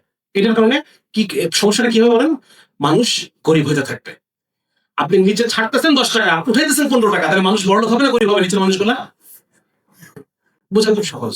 আরেকটু বোঝার জন্য আপনাদেরকে বলি, ধরেন আপনার এখানে 10 জন আছে, 10 জন থাকার পরে আমি কেন্দ্রীয় ব্যাংক, আমি আপনাকে 100 টাকা 10 জনকে 10 টাকা 10 টাকা 10 টাকা করে ঋণ দিলাম এবং বললাম বছর শেষে তোমরা প্রত্যেকে আমাকে 11 টাকা করে ফেরত দিবা। কত বললাম? টাকা দিছি কত? 100 টাকাই মার্কেটে ছাড়ছি, 100 টাকা মার্কেটে ছাড়ছি। তাহলে বছর শেষে প্রত্যেকে যদি আমাকে 11 টাকা করে ফেরত দেয়, তাহলে কত হলো? 110 টাকা। তাহলে মার্কেটে ছাড়ছি আমি 100 টাকা, আমি ফেরত চাচ্ছি 110 টাকা, ওই 10 টাকা উপর থেকে দিবে। আমার কথা বুঝতে পারছেন? মানে কি, ব্যাংক মার্কেটে ছাড়ছে 100 টাকা এবং ওদেরকে বলছে তোমরা বছর শেষে আমাকে 11 টাকা করে ফেরত দিবা, মানে হলো 110 টাকা। তাহলে এই যে 10 টাকা মাঝখানে, এই 10 টাকা কিন্তু আসলে অস্তিত্ব নাই, এবং আলটিমেটলি ওরা এই 110 টাকা ফেরত দিতে পারবে না। কেউ কেউ 11 টাকা ফেরত দিবে, আরেকজন দেউলিয়া হবে। এই 10 জনের মধ্যে একজনকে কি হতে হবে? একজনকে, এই 10 জনের মধ্যে যদি একজন দেউলিয়া হয়, তখন বাকি 9 জন 11 টাকা করে আমাকে ফেরত দিতে পারে। এটা বুঝতে পারছেন? তাহলে পরে কি হলো যে মানে এই ব্যাংক ব্যবস্থার যে সুদের যে সিস্টেমটা, এটার দ্বারা অবশ্যই অবশ্যই মানুষ গরিব হবে, অবশ্যই অবশ্যই মানুষ দেউলিয়া হবে। ঠিক এটাই দেখেন আমেরিকার অবস্থাটা দেখেন। আমেরিকা কি অবস্থা একটু দেখেন, এই দেখেন।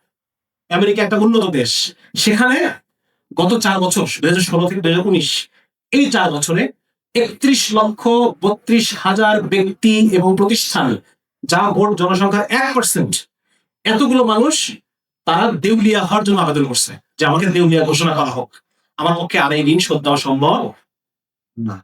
আমেরিকার মতো দেশে 31 লক্ষ মানুষ এই 4 বছরে দেউলিয়া হচ্ছে। তাহলে আমার আপনার কি অবস্থা চিন্তা করো। আজকে আমার আপনার গায়ে লাগতেছে না, কিন্তু ঠিকই ওই মানুষটার ঘরের গরু খুলে নিয়ে চলে যাচ্ছে, ঠিকই ওই মানুষটার ঘরের চাল খুলে নিয়ে চলে যাচ্ছে। আপনি জানবেন না হয়তো, আপনারা কারো ব্যাংকের সাথে আপনারা মানে খারাপ অভিজ্ঞতা থাকলে আপনারা রিয়েল এক্সপিরিয়েন্সটা থাকতে পারেন, কিন্তু বেশি ক্ষতিগ্রস্ত হচ্ছে কারা?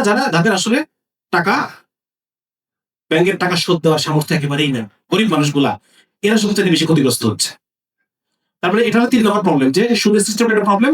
সুদ নিচে ফেলে টাকা কম কিন্তু উঠায় বেশি, যার কারণে নিচের মানুষ কমেই গরিব হইতে হইতে যে সহায় সম্পত্তি, রিয়েল অ্যাসেট, গরু, এটা হারাই ফেললো, জমি হারাই ফেললো, ঘর হারাই ফেললো ব্যাংকের কাছে। বুঝতে পারছেন? এটা হচ্ছে একটা সমস্যা। আচ্ছা, নেক্সট হলো 4 নম্বর হচ্ছে যে এই যে কয়েকটা ক্ষমতা ব্যাংকের হাতে আছে, একটা হচ্ছে সে টাকা ছাপাইতে পারে, সে টাকার মান নিয়ন্ত্রণ করতে পারে।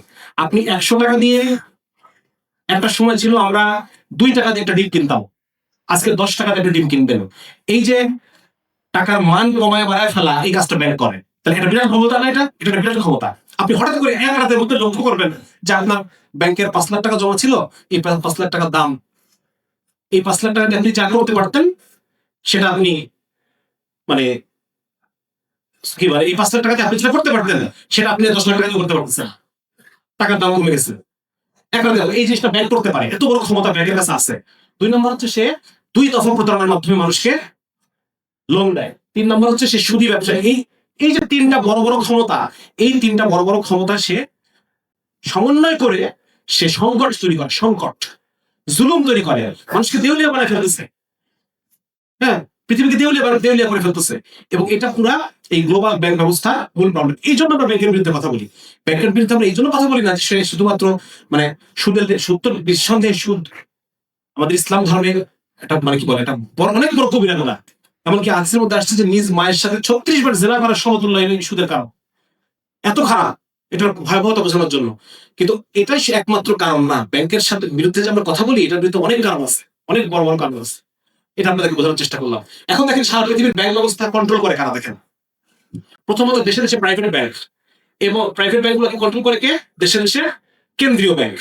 এই কেন্দ্রীয় ব্যাংকগুলা, অধিকাংশ কেন্দ্রীয় ব্যাংক হচ্ছে স্বায়ত্তশাসিত, যেটা কেবল বললাম। সরকারের দুই চারজন অফিসার থাকে, আর অন্যান্য বিভিন্ন ব্যাংকের, প্রাইভেট ব্যাংকের শেয়ার থাকে এখানে। হ্যাঁ, এটার মালিক হচ্ছে প্রাইভেট ব্যাংকরা, এবং কিছু অংশ সরকারের এখানে শেয়ার থাকে। এটা হচ্ছে এই কেন্দ্রীয় ব্যাংক কি স্বাধীন? বাংলাদেশের কেন্দ্রীয় ব্যাংক কি স্বাধীন? বলতে পারবেন না। বাংলাদেশের কেন্দ্রীয় ব্যাংক স্বাধীন না। বাংলাদেশের কেন্দ্রীয় ব্যাংক পরিচালিত হয়, এই যে দুটো দেখেন নাম আছে, একটা হচ্ছে IMF, ইন্টারন্যাশনাল মনিটারি ফান্ড, এবং ওয়ার্ল্ড ব্যাংক। একটা দেশের অর্থ ব্যবস্থা কিভাবে চলবে না চলবে এটা ঠিক করে দেয় কারা? এই দুজন ঠিক করে দেয়। ঠিক আছে, এখন এই বাংলাদেশ সরকার তেলে ভর্তুকি দিবে না দিবে না, এটা কি ঠিক করে দেয়? এই IMF এবং ওয়ার্ল্ড ব্যাংক ঠিক করে দেয়। তখন হঠাৎ করে তেলের দাম বেড়ে যায়, হঠাৎ করে আপনি দেখবেন যে আপনার সব জিনিসের দাম বেড়ে গেছে। কারণ সরকার একটা ভর্তুকি দিচ্ছিল, IMF বলে দিল এখন থেকে ভর্তুকি দেওয়া যাবে না, সরকার দিয়ে বাধ্য এটা করতে, ভর্তুকি উঠাই দিল। যখন ভর্তুকি উঠাই তেলের দাম বেড়ে গেল, তেলের দাম বেড়ে গেলে সমস্ত পণ্যের দাম বেড়ে গেল, সহজ হিসাব। সুতরাং এটার কারণে এই IMF এবং ওয়ার্ল্ড ব্যাংক এরা হচ্ছে আমাদের কেন্দ্রীয় ব্যাংকগুলোকে, সমস্ত দেশের কেন্দ্রীয় ব্যাংকগুলোকে এরা নিয়ন্ত্রণ করে। এদেরকে কে নিয়ন্ত্রণ করে? দেখেন লেখা আছে ফেড, ফেডারেল রিজার্ভ সিস্টেম, বা সংক্ষেপে বলা যায় ফেড। সামনাসামনি করবে না, সমস্ত কাজ করাবে IMF এবং ওয়ার্ল্ড ব্যাংককে দিয়ে করাবে, ওরা নিজের সামনে কখনো আসবে না। কিন্তু মূলত এই ফেডারেল রিজার্ভ সিস্টেমের যারা মূল মালিক, হ্যাঁ, এরাই হচ্ছে এই কেন্দ্রীয় ব্যাংক, কি বলে ওয়ার্ল্ড ব্যাংক, এগুলোকে নিয়ন্ত্রণ করে। এরাই নিয়ন্ত্রণ করে। এটা বিস্তারিত আলোচনা লম্বা হয়ে যাবে। এবং ফেডারেল রিজার্ভ সিস্টেম এটা কার মালিক? এটার মালিক কি আমেরিকা? আমেরিকার জনগণ? আমেরিকার সরকার না। এটা একটা প্রাইভেট অর্গানাইজেশন। এটা একটা প্রাইভেট অর্গানাইজেশন। এটা প্রায় মূল হচ্ছে বিভিন্ন কারাবিদ, আমি দেখি ওদেরকে একটু। ফেড কারা? ফেড হচ্ছে আমেরিকা সরকার থেকে স্বাধীন একটা প্রতিষ্ঠান। এখানে যারা 7 জন, বোর্ডের 7 জন মেম্বার, এই 7 জন মেম্বারের মধ্যে 2জনকে নিয়োগ দেয় আমেরিকার সরকার, আর 5 জন হচ্ছে বিভিন্ন ব্যাংকের হর্তাকর্তা, যারা আর কি ব্যাংকের যারা মালিক, তারা মানে প্রাইভেট মানুষ, ব্যবসায়ী, পুঁজিপতি, যাদের হাতে প্রচুর টাকা আছে, যাদের মূল লক্ষ্য মুনাফা করা। এই সমস্ত মানুষগুলো, মানুষের দেখেন আমাদের সাধারণ মানুষের ভাগ্য নেই কিভাবে চিনিমিনি খেলা। টাকার মতো একটা সেন্সিটিভ জিনিস এদের হাতে, পুরোটাই এদের হাতে। টাকার দাম বাড়বে না কমবে, আপনি 100 টাকা দিয়ে কি কিনতে পারবেন আর কি কিনতে পারবেন না, আবার ঠিক করে। ঠিক আছে, ফেডারেল রিজার্ভ আইন 1913 সালের এই আইনের মাধ্যমে, আগে এটা কংগ্রেসের হাতে ছিল, মানে জনগণের সরকারের হাতে ছিল, জনগণের হাতে ছিল। এটা চলে যায় কার হাতে? প্রাইভেট ব্যাংকগুলোর হাতে চলে যায় 1913 সালের এই আইনের মাধ্যমে। ঠিক আছে, এবং শেয়ার হোল্ডার কারা? দুটো শেয়ার হোল্ডারের নাম এখানে উল্লেখ করছি। একটা হচ্ছে ম্যানহাটন ব্যাংক, আমেরিকার একটা বড় ব্যাংক, আর একটা হচ্ছে সিটি ব্যাংক, যার মালিক হচ্ছে রকফেলার। এই নাম শুনছেন আপনারা আগে? রকফেলার। হ্যাঁ, ইনি হচ্ছেন একজন, এদেরকে বলা হয় কেবল বলো না মানি মাস্টার্স। মানি মাস্টার, যারা টাকা যারা তৈরি করে, টাকার উপর যাদের একচেটিয়া ক্ষমতা, এই হচ্ছে সে একজন মানি মাস্টার, রকফেলার। তার ব্যাংক এই আমেরিকার যে ফেড, যারা ডলার ছাপায়, ডলার ছাপানোর ক্ষমতা যারা হাতে আছে, এই হচ্ছে সেই ফেড। এবং এদের হাতে এটা কন্ট্রোল করে কিছু মানুষ, কয়েকটা মানুষ এটা কন্ট্রোল করে, যে মানুষগুলা মানে মুনাফার জন্য, টাকার জন্য যা ইচ্ছা তাই করতে পারে। এই মানুষগুলোর হাতে আমরা আমাদের ভবিষ্যৎ দিয়ে রাখছি। ঠিক আছে, এবং দেখেন 1694 সাল থেকে আজকে পর্যন্ত এই আমেরিকার ডলারটা, এটার উপর কন্ট্রোল কার থাকবে? এটা কি আমেরিকার জনগণের কন্ট্রোল থাকবে, নাকি এই কয়েকজন মানুষের কন্ট্রোল থাকবে, প্রাইভেট ব্যাংক? এইটার জন্য আমেরিকাতে 8টা ব্যাংক যুদ্ধ হয়েছে। 8টা ব্যাংক যুদ্ধ হয়েছে, যেটা 4জন প্রেসিডেন্ট প্রাণ দিচ্ছে এটা এর পিছনে। এবং ওনারা ক্ষেত্রে বলতেছেন যে আমেরিকার গত 3 প্রজন্ম জুড়ে এটা নিয়ে কোনো আলোচনাই নেই। আমাদের কারা চালাচ্ছে, ডলার কে ছাপাচ্ছে, ডলার নিয়ে কেরিকাচার কারা করতেছে, আমাদের ভাগ্য নিয়ে কারা ছিনিয়ে নিয়ে খেলতেছে, এটা নিয়ে আমেরিকার বর্তমান প্রজন্ম কিছুই জানবে। ঠিক আছে, আর লাস্ট বলতেছে যে ব্যাংকার, এই যে যারা আমি আপনার সাথে আলোচনা করলাম, যে ওই যে 1500 সাল থেকে বড় বড় পুঁজিপতি যারা ইহুদি ব্যাংকাররা, ওরা বলতেছে এই ব্যাংকারদের 6ষ্ঠ প্রজন্ম এখন পৃথিবীতে কারা আছে, জেনারেশন বাই জেনারেশন তারা এই ব্যাংকিং ব্যবস্থা চালাই গেছে, এবং আজকে তাদের 6th জেনারেশন আজকে পৃথিবীতে কন্ট্রোল করতেছে। এই হচ্ছে অবস্থা। এখন আমাদের কথা হলো যে আমরা তো মনে করি যে আসলে এখানে বিভিন্ন আমেরিকার যারা অর্থনীতিবিদ, যারা তারপর আমেরিকার যারা রাষ্ট্রপতি ছিল, তারা ব্যাংক ব্যবস্থা সম্পর্কে কি বলছে, এটা নিয়ে কিছু আলোচনা এখানে আছে, আপনারা এটা করে নিতে পারবেন পরে, এটা নিয়ে আমি বিস্তারিত যাচ্ছি না। তারা আমেরিকার যে ফেড বলতেছে, ঠিক এই ফেড একটা সৈন্যবাহিনীর মতো, এটা আমেরিকাকে দখল করে রাখছে, এরকম কথাবার্তা বলতেছে। এবং বলতেছে যে আজকে আমেরিকার মুদ্রা ব্যবস্থা কিভাবে চলে, এটা যদি আমেরিকার সাধারণ মানুষ বুঝতো, তাহলে আগামীকাল থেকে গণ আন্দোলন শুরু হয়ে যেত, আমরা এই আন্দোলন ঠেকাতে পারতাম। কিন্তু সাধারণ মানুষের বোঝে না, খুব কঠিন জিনিস। হ্যাঁ, এই হচ্ছে অবস্থা। দেখেন এই 4টা পরিবার, মেইনলি এই 4টা পরিবার, আপনার নামগুলো জানেন, রথশাইল্ড, রকফেলার, জ্যাকব শিফ এবং ওয়ারবার্গ। নিচের দুটো মনে হয় আমরা অতটা জানি না, উপরের দুটো বেশি জানি। এই 4টা পরিবার হচ্ছে অন্যতম 4টা পরিবার, তারা এদেরকে বলা হয় ফিনান্সিয়ার। এদের হাতে টাকা, হ্যাঁ, billion billion trillion trillion dollar এদের হাতে। এরা ফিনান্স করে মানুষকে, মানে বিভিন্ন ব্যাংকে এরা ফিনান্স করে বিভিন্ন ইয়েকে। যুদ্ধ ধরেন যে যদি কোন দেশের গভর্নমেন্ট আমেরিকার গভর্নমেন্ট কথা শুনতেছে না বা ব্রিটেনের গভর্নমেন্ট কথা শুনতেছে না, তখন কি করবে? যুদ্ধ লাগাই দেবে। এরা যুদ্ধ লাগাই দেয়। ঠিক আছে, এটা কিছু সব আছে। এই দেখেন, এটা হচ্ছে রথচাইল্ড পরিবারের যিনি একজন উনি ছিলেন, যে সুবিশাল ব্রিটিশ সাম্রাজ্যের সূর্য অস্ত যায় না, তার সিংহাসনে কে বসলো না বসলো এটা নিয়ে কিছু যায় আসে না। কারণ ব্রিটেনের মুদ্রা সরবরাহ যে নিয়ন্ত্রণ করে ক্ষমতা তার হাতে, এবং মুদ্রা সরবরাহ আমি করি, মুদ্রা ছাপাই আমি। ঠিক আছে, এই হচ্ছে স্বীকারোক্তি। এই হচ্ছে সেই ফ্যামিলি। আপনারা এটা আস্তে আস্তে পরে দেখে নিন, রকফেলার ফ্যামিলি, তারা এগুলোকে কন্ট্রোল করতেছে। এই হচ্ছে অবস্থা। এখন দ্য মানি মাস্টার্স বইয়ে ওনারা কয়েকটা প্রস্তাব দিচ্ছেন যে যদি আপনার ব্যাংকের এই আগ্রাসন এবং ব্যাংক যে জুলুম করতেছে, এই জুলুম থেকে যদি আপনি মুক্ত হতে চান, তাহলে আপনাকে কি কি করতে হবে। কয়েকটা জিনিস দেখেন না, এগুলো সব আমাদের হুজুররা বছরের পর বছর বাস করে, আমার তো আমাদের কারে তো ঢুকে না। এখন দেখেন ওরাই বলতেছে যে এটা এক নম্বর হচ্ছে ঋণ নেওয়া বাদ দেয়। ঋণ নেবেন না, লোন নেবেন। আপনি ব্যবসা করবেন, ছোট থেকে শুরু করেন। আপনারা এত বড় করে বিশাল এলাকায় বিশাল কি বলে চৌরাস্তার হিসেব বড় দোকান দিয়ে আপনার লাভ নাই। আপনি ছোট্ট করে শুরু করেন, ওই সিঁড়ির ঘরে ছোট্ট দোকান দেন, দিয়ে আপনি আস্তে আস্তে আস্তে আস্তে ছোট করে শুরু করেন। ঋণ নিন না। এক নম্বর হচ্ছে তারা ঋণ নেওয়া এড়িয়ে চলুন। 2 নম্বর বলতেছে যত তাড়াতাড়ি সম্ভব আপনি ঋণ থেকে মুক্ত হওয়ার চেষ্টা করবেন। যাদের কোনো ঋণ আছে যত তাড়াতাড়ি সম্ভব, প্রয়োজনে যদি নগদ টাকা না থাকে, আপনারা কোনো একটা প্রপার্টি বিক্রি করে হলেও আপনি ঋণ থেকে বেরোয় আসেন। কারণ এটা আপনার যে পরিমাণ আপনার এখন আছে এটাও শেষ করে দেবে। এখন আপনার কাছে যে পরিমাণ আছে ওটাও ধীরে ধীরে খেয়ে নিবে, অতএব আপনি এখানে বেরোয় আসেন। 3 নম্বর হচ্ছে দেখেন, এগুলো তো হুজুররা বলতেছে, আমাদের রাসূল সাল্লাল্লাহু আলাইহি ওয়াসাল্লাম বলে গেছেন যে ব্যয় কমান, অল্পে তুষ্ট হও, অল্পে সন্তুষ্ট হও। অনেক বেশি লাগবে তখন আজকে আসলে ক্রেডিট কার্ড, আপনারা জানেন ক্রেডিট কার্ড নেওয়ার অভিজ্ঞতা আছে কারো? এখানে কারো আছে ভাই? আমার ক্রেডিট কার্ড আছে, এরকম কেউ আছেন? ক্রেডিট কার্ড যারা আছে তার খরচ অটোমেটিক্যালি বেড়ে যাবে। তার কাছে মনে হবে যে না এখন তো আছে, কিনে ফেলি, পরে দেখা যাবে, পরে তো টাকা পে করবোই। হ্যাঁ, এই একটা টেন্ডেন্সি তার মধ্যে কাজ করে। ঠিক আছে না? সুতরাং মানে এগুলো আমাদের লোভের উপর টিকে আছে, আমাদের ভোগের উপর টিকে আছে। আমরা ভোগ কমাই ফেলবো, ওরা পরে শেষ হয়ে যাবে। এটা একটা গুরুত্বপূর্ণ কথা বলছিল সৌদির বাদশাহ ফয়সাল। উনি যখন আমেরিকার সাথে কোনো একটা বিষয়ে সমস্যা হচ্ছিল, তখন উনি বলতেছিলেন যে দেখো, তেল ছাড়া আমরা যে তেল উঠাই, এই তেল ছাড়া তোমরা 1 ঘন্টা চলতে পারবা। আর আমরা বেদুইন, দরকার হলে আমরা আবার মরুভূমিতে ফেরত চলে যাবো, আমাদের সমস্যা নেই, কিন্তু তেল ওঠানো ছাড়া তোমরা তো বাঁচতে পারো। তো ঠিক তাই, আসলে আমরা আমাদের মধ্যকার সেই জুহুদ, দুনিয়া বিমুখতা, হ্যাঁ, অল্পে সন্তুষ্টি, এগুলো আমরা ভুলে গেছি। এইগুলো ভুলে গিয়ে আজকে আমাকে কেন পেপসি, কেন আমাকে 7 আপ কেন খাইতেই হবে, আমাকে বলেন এটার মধ্যে কি এমন আছে যেটা আমাকে খাইতে হবে? হ্যাঁ, আজকে যে আমরা বিভিন্ন সময় বয়কটের ডাক উঠে, বয়কট করতে পারি না, বয়কট করতে পারি না, মানে কেন বয়কট করতে পারতেছি না? কেন আমার ওদের প্রোডাক্ট লাগবেই?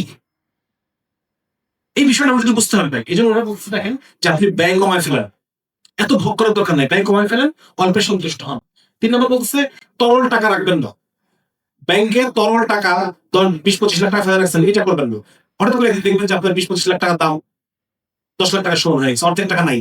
হঠাৎ করে দেখবেন যে আপনার 3 ভাগের 2 ভাগ টাকা নেই, এটা করবেন না। বলছে বরং সোনার উপর মতো ধাতু, এটা একটা সময় আপনার কাজে লাগবে। রিয়েল অ্যাসেট তৈরি করেন, রিয়েল অ্যাসেট। ঠিক আছে, তারপর বলছে এই যে অর্থ ব্যবস্থা, বিশ্বের অর্থ ব্যবস্থা সম্পর্কে জানার চেষ্টা করেন এবং এটা সম্পর্কে মানুষকে সচেতন করার চেষ্টা করেন। এই যে আমি যে বইগুলোর কথা বললাম, এই বইগুলো আপনি যে পড়ছি, পড়ে এসে আপনাদের সামনে কথা বলছি। হ্যাঁ, ঠিক একরকম ভাবে আপনারাও এই বিষয়গুলো সম্পর্কে জানবেন, জানার চেষ্টা করবেন এবং এটা মানুষের শেয়ার করবেন যে আসলে এটা একটা বিশ্বব্যাপী একটা জুলুম। আজকে যে মানুষটা ওই কি বলে আব্দুল বাসেতের গাছ কেটে সে যে টাকাটা শোধ করছে, এই টাকাকে জমা হচ্ছে ওই ফেডে। আমি দেখালাম না কেবল আপনাদেরকে, আজকে এনজিওর মাধ্যমে জুলুমের শিকার হইয়া সে যে তার ঘরের চাল বিক্রি করে টাকা শোধ করলো, এই টাকা গিয়ে আস্তে আস্তে আস্তে জমা হচ্ছে ওই আমেরিকার যে রিজার্ভ সিস্টেম ফেড, ওই পর্যন্ত জমা হবে এই টাকাটা। তাহলে এই বিশ্বব্যাপী যেটা বিশাল জুলুমের একটা সিন্ডিকেট, এই সিন্ডিকেটের আপনি একটা অংশ, কারণ আপনি ব্যাংকে ফিক্সড ডিপোজিট রাখছেন। ওই মানুষের চোখের পানি কাল হাসরের মাঠে আপনাকে জবাব দিতে হবে, আইসা আপনাকে প্রশ্ন করবে যে কি আপনি এটার মধ্যে ছিলেন কিনা। ঠিক আছে, এবং শুধু বাংলাদেশে না, বিভিন্ন দেশে জুলুম চলতেছে। মানুষ ক্রমাগত মানুষ তার ভবিষ্যৎ হারাই ফেলতেছে, সবকিছু হারাই ফেলতেছে। ঠিক আছে, এই আলোচনাগুলা আপনারা নিজেদের মধ্যে করবেন এবং এটা এই দেখেন বিশ্বের অর্থব্যবস্থা সম্বন্ধে জানুন। এক ফাঁদ থেকে বের হয়ে আরেকটা ফাঁদে পা দিবেন না। যে কোনো সংকটকালীন সময়ে তারা একটা ফাঁদ থেকে আবার নতুন একটা ফাঁদ নিয়ে আসে। কয়েকদিন আগে বাংলাদেশ গভর্নমেন্ট একটা আনছিল না হাসিনার সময়ে, কি যেন হ্যাঁ, সার্বজনীন পেনশন। এই যে মানে যখন সংকটে পড়বে তখন তারা নতুন নতুন স্কিম নিয়ে আসে, ওটা একটা ফাঁদ। সুতরাং এই দুটা ফাঁদ, এগুলো ফাঁদ থেকে আমার বুঝতে হবে, এগুলো থেকে দূরে থাকতে হবে। আচ্ছা, এইবার আমরা একটু আসি যে দেখেন এই যে বিশাল যে সুদের, আমি কেবল আপনাকে বললাম সুদের ফলে নিজের টাকা যাবে কম, টাকা উঠবে বেশি, ঠিক না? এর ফলে কি হয় দেখেন সারা পৃথিবীতে কি হচ্ছে, এই পুরো পৃথিবীর যত সম্পদ, অর্ধেক সম্পদ মাত্র 1% বসে হাতে, আর বাকি যে অর্ধেক সম্পদ এই বাকি 700 কোটি মানুষের। তাহলে দেখেন মানে সম্পদের কত গ্যাপ, গরিব কত গরিব, ধনী কত ধনী, এই সম্পদের গ্যাপটা হয়ে যাবে যখন এই সুদ ভিত্তিক এই সিস্টেমটা যখন টিকে থাকবে, তখন গরিব আরো গরিব হবে, ধনী আরো ধনী হবে, নতুন করে মানুষ দরিদ্র হবে, নতুন অনেক মানুষ যারা মধ্যবিত্ত ছিল আগে খেয়ে পরে বাঁচত, দেখবে যে সন্তান এখন খেতে পায়, নতুন করে মানুষ নতুন মানুষ দরিদ্র হবে, নতুন মানুষ ধনী হওয়ার সম্ভাবনা কম, কিন্তু নতুন মানুষ দরিদ্র হওয়ার সম্ভাবনা অনেক বেশি। এই একটা অবস্থা পৃথিবীতে চলে দেখেন, কি আমি এখানে লিখছি যে ধনী আরো ধনী, গরিব আরো গরিব হবে, এবং হাওয়াই টাকা তৈরি করে, আমি আগে আপনাদেরকে বললাম যে হাওয়াই টাকা তৈরি করে, হাওয়াই টাকা, হ্যাঁ, যে টাকা কোনো অস্তিত্ব নাই, কেমন দেখালাম 1000 টাকা আছে, সে ছাড়ছে কত, 5000 টাকা ছাড়ছে, 4000 টাকা হাওয়াই টাকা, এটা হলো ব্রড মানি। এই 1000 টাকা বলে ব্যারো মানি, আর ওই যে 4000 টাকা এক্সট্রা ছাড়ছে ওটা বলে ব্রড মানি, এটা কোনো অস্তিত্ব নেই। এখন আমরা আসি ইসলাম, আমার আলোচনা শেষ, আমি সামনে আলোচনা করবো না। ইসলাম কি বলতেছে দেখেন, আমাদের পুরা মানুষের মানব জাতির অর্থনৈতিক সমস্যা দেখেন এই কয়টা, দেখেন কয়টা অর্থনৈতিক সমস্যা: সুদ, ঘুষ, দুর্নীতি, আত্মসাৎ, মাপে কম দেওয়া, ক্ষতিকর ব্যবসা, পর্নোগ্রাফি, তারপর হচ্ছে ড্রাগ ব্যবসা, মাদক ব্যবসা, ঠিক আছে না? এবং এই কটা জিনিসকে দেখেন ইসলাম সরাসরি কি করছে, ইসলাম সমাধান করছে কিভাবে দেখেন, ইসলাম আশা না করে যে হারাম হয়ে যাবে, একদম হারাম হয়ে যাবে। ইসলাম আল্লাহ তাআলা ইসলাম থেকে প্রতিষ্ঠা করেন, আজকে প্রতিষ্ঠা করলে কালকে থেকে হারাম। 2 নম্বর কি দেখেন, চাঁদাবাজি, হ্যাঁ, এবং পরঋণ অর্থনীতি, সিন্ডিকেট, ভ্যাট ট্যাক্স, এগুলা গণতান্ত্রিক ব্যবস্থার সাথে সম্পর্কযুক্ত। গণতান্ত্রিক ব্যবস্থা যদি না থাকে, এখানে যদি ইসলামী ইমারত প্রতিষ্ঠা হয়, বা এখানে যদি কোরআনের শাসন, ইসলামের শাসন, খেলাফত প্রতিষ্ঠা হয়, এইগুলো যখন হবে তখন এই চারটা, পরের চারটা থাকবে না, চাঁদাবাজি থাকবে না, কোনো চাঁদাবাজি থাকবে না। 2 নম্বর হচ্ছে এখানে সিন্ডিকেট থাকবে না, সিন্ডিকেট করে জিনিসপত্রের দাম বাড়ায় দেয় নাকি, হ্যাঁ, এই সিন্ডিকেট ভাঙা। দেখেন আমি আপনাকে সহজ কথা বলি, আমি ইলেকশন করবো, আমার ইলেকশন করার একটা খরচ আছে না, এই খরচটা যদি সিন্ডিকেট দেয়, তাহলে আমি ক্ষমতায় এসে সিন্ডিকেট ভাঙবো কিভাবে, আমাকে বোঝান। এই ইলেকশন করার যে টাকা, এই টাকা যদি আমাকে সিন্ডিকেট দেয়, আপনারা জানেন কিনা বাংলাদেশে বিদেশে থেকে আমরা যে বই ছাপাই, কাগজ আমদানি করে কয়েকজন মানুষ, সরকার কর্তৃক অনুমোদিত 2-3 জন মানুষ আছে, এরা কাগজের রেট ঠিক করে। এখন এরা যখন আমাকে আমার নির্বাচনের টাকা ঢালছে, তাহলে আমি এই সিন্ডিকেট কখনো ভাবতে পারবো ক্ষমতায় এসে, বলেন? কখনো সম্ভব নয়। সুতরাং এই যে সমস্ত অর্থনৈতিক প্রবলেম, ভ্যাট ট্যাক্স, আপনি একটা 15% ভ্যাট, আপনি ধরেন যে একটা 15% কত হয়, ধরেন 100 টাকার সাবান 115 টাকা কিনতেছেন, একটা একদম গরিব মানুষ যার সারাদিনে ইনকামই 500 টাকা, এই লোকটাকে ওই সাবান 115 টাকায় কিনতে হবে, এটা জুলুম না? ইসলামে এগুলো নাই। ইসলামে শুধুমাত্র যদি খলিফা মনে করেন যে আমার এখন টাকা, অতিরিক্ত টাকা প্রয়োজন, ধনীদের উপরে কিছু ট্যাক্স আরোপ করতে পারবেন। তাহলে এই যে আমাদের উপরে এটা জুলুম, এই সমস্ত জিনিস হচ্ছে গণতান্ত্রিক ব্যবস্থার সাথে সম্পর্কযুক্ত। ভ্যাট ট্যাক্স আপনাকে রাখতেই হবে, কারণ এটা কে বলছে, এটা কে রাখতে বলছে বলেন? আপনারা কি বলছেন বলেন? ভ্যাট ট্যাক্স এটা রাখতে হবে কেন, কে বলছে রাখতে? আইএমএফ এবং ওয়ার্ল্ড ব্যাংক বলছে যে ভ্যাট ট্যাক্স থাকতে হবে, এই জন্য রাখছে। বুঝতে পারলেন জিনিসটা? এই হচ্ছে অবস্থা। এখন ইসলাম যদি আসে, এবং একটা সমস্যা দারিদ্র, যাকাত। বর্তমানে যে কুফরি সিস্টেম, তারা বলতেছে গরিবের সম্পদে ধনীর অংশ আছে, এটার নাম কি? গরিবের সম্পদে ধনীর অংশ, কি নাম এটা? আর ইসলাম কি বলতেছে? তাহলে কোনটা ভালো হইলো বলেন? কোনটা তার ফায়দা হবে? এই সহজ, বুঝাও সহজ। গরিবের সম্পদে ধনীর অংশ, গরিব যা ইনকাম করবে এর মধ্যে থেকে ধনী একটা অংশ নিয়ে চলে যাবে, সুদ। আর ইসলাম বলতেছে না, বরং ধনী যা আয় করবে তার মধ্যে কি আছে? গরিবের অংশ আছে। সুতরাং ইসলাম এভাবে করে দারিদ্র বিমোচন করে, দরিদ্রকে একটা অংশ পৌঁছায় দেয়, এভাবে করে ইসলাম। তাহলে দেখেন আমাদের বর্তমানে যে ইকোনমিক সমস্যা এই মানব জাতির, সেই সমস্যাগুলো সলভ করে কে? একমাত্র ইসলাম। একমাত্র ইসলাম আসলে করে সমাধান হবে, সমাধান হবে একমাত্র ইসলাম আসলে। ব্যবসায়ীরা সুন্দরভাবে ব্যবসা করতে পারবে, স্বাধীনভাবে, তাকে অহেতুক কোনো ট্যাক্স রাষ্ট্রকে দেওয়া লাগবে না। একমাত্র ইসলাম আসলে পরে এই ব্যবসায়ীদের কোনো চাঁদাবাজকে চাঁদা দেওয়া লাগবে। এছাড়া অন্য কেউ এটা আটকাইতে সমর্থ হবে, অন্য কেউ এটা আটকাইতে সক্ষম হবে। তার নিজের লোকই চাঁদা করবে, তার নিজের লোকই এসব এই সিন্ডিকেটের সাথে জড়িত হবে, তার নিজের লোকই বিভিন্ন ক্ষতিকর ব্যবসা বাণিজ্যের মধ্যে জড়িত হয়ে পড়বে। ঠিক আছে, এই হচ্ছে সেই জাকাত। জাকাতে হচ্ছে ধনীদের সম্পদে গরিবের অংশ। এবং আপনারা জানেন কিনা যে জাকাত কিন্তু এটা কোনো মুখের কথা না, হুজুররা বলে এই জন্য না, বরং এই জাকাতের মতো সিস্টেম আমেরিকাতে প্রয়োগ করা হয়েছে। শুনবেন সেটা ফলাফল কি আছে, শুনবেন, শুনতে চান? জাকাতের যে সিস্টেমটা, এই সিস্টেম আমেরিকা প্রয়োগ করছে নিজের জনগণের উপরে। তার আগে দেখেন জাকাতের দ্বারা কি হয়েছিল আগে দেখেন। যখন ইয়েমেনে রাসূল সাল্লাল্লাহু আলাইহি ওয়াসাল্লাম মুয়াজ বিন জাবাল রাদিয়াল্লাহু আনহু একজন বড় সাহাবী ছিলেন, ওনাকে ইয়েমেন প্রদেশে গভর্নর করে পাঠান। গভর্নর করে পাঠানোর পর নিয়ম হচ্ছে যে এলাকার জাকাত ওই এলাকাতে বন্টন হবে। জাকাত কিন্তু ট্যাক্স না, যেটা আমি সরকারি কোষাগারে পাঠিয়ে দিলাম তা না। ধরেন যে আপনাদের ঝিনাইদহ শহরের জাকাত শহরে বন্টন হবে, কালীগঞ্জের জাকাত কালীগঞ্জে বন্টন হবে, যেই গ্রামের জাকাত ওই গ্রামে বন্টন হবে। যদি জাকাত নেওয়ার মতো লোক না থাকে এটা পরের ধাপে চলে যাবে। গ্রামের জাকাত গ্রামে বন্টন যদি না হয় তাহলে ইউনিয়নে চলে আসবে, ইউনিয়নে যদি কোনো গরিব লোক থাকে সেখানে যাবে, যদি না হয় তাহলে ইউনিয়ন থেকে থানায় চলে আসবে। বুঝতে পারছেন? এইভাবে করে জাকাতটা বন্টন হবে, যে এলাকার জাকাত ওই এলাকায় বন্টন। এখন মুয়াজ বিন জাবাল রাদিয়াল্লাহু আনহু কি করলেন, প্রথম বছর উনি জাকাত ইয়েমেনের জাকাত ইয়েমেনে বন্টন করলেন। পরের বছর 1/3 টাকা পাঠিয়ে দিলেন রাজধানী মদিনাতে। ওমর রাদিয়াল্লাহু একটু অসন্তুষ্ট হলেন, কি ব্যাপার, এখানে তো আসার কথা না, টাকাটা ইয়েমেনের টাকা এখানে কেন আসবে, ইয়েমেনের টাকা ইয়েমেনে বন্টন হবে। উনি কিছু বললেন না। না, 1/3 আসার পর কি হলো, বললেন ওমর রাদিয়াল্লাহু খেপে গেলেন। ওমর রাদিয়াল্লাহু খেপে গিয়ে বলতেছে যে মুয়াজ, তোমাকে কি ট্যাক্স কালেকশন করার জন্য পাঠাইছি? তুমি ওখানকার জাকাত ওখানে না দিয়ে আমার কাছে পাঠাচ্ছ কেন? তো মুয়াজ রাদিয়াল্লাহু বলতেছেন যে জাকাত নেওয়ার মতো যদি লোক পাইতাম তাহলে করে আপনাকে পাঠাতাম না। তারপরে 1 বছর, দ্বিতীয় বছর থেকে ইয়েমেনে আর কোনো জাকাত নেওয়ার মতো আর কোনো মানুষ নেই। মানে 3/1 পাঠিয়ে দিছে, 3/1 নেওয়ার মতো মানুষ নেই। এরপরের বছর কি হলো দেখেন, অর্ধেক জাকাত পাঠিয়ে দিল মদিনাতে। এরপরের বছর পুরো জাকাতটাই ইয়েমেন থেকে মদিনাতে পাঠিয়ে দিল। তারপরে মাত্র 4 বছরের মধ্যে, 3 বছরের মধ্যে পুরো ইয়েমেনের জাকাত নেওয়ার মতো কোনো মানুষ নেই। সুবহানাল্লাহ, এই হচ্ছে জাকাতের বেনিফিট। হ্যাঁ, আরেকটা উদাহরণ আছে দেখেন, উমর ইবনে আব্দুল আজিজ রাহমাতুল্লাহর সময়ে ইমাম বাইহাকি বর্ণনা করেন যে উমর ইবনে আব্দুল আজিজ, ওনার সময়ে জাকাত নেওয়ার মতো কোনো মানুষ ছিল না। এবং তার সময়ে যে একটা প্রদেশে একজন ছিলেন জাকাত আদায়কারী কর্মকর্তা ইয়াহিয়া বিন সাইদ, তিনি বলতেছেন আমি জাকাত কালেকশন করলাম কিন্তু জাকাত দেওয়ার মতো কাউকে পেলাম না। পরে ওই টাকা দিয়ে স্থানীয় দাসদেরকে কিনে মুক্ত করলাম ইসলাম গ্রহণের শর্তে। তাহলে দেখেন এটা কিন্তু অতীতে হয়ে আসছে।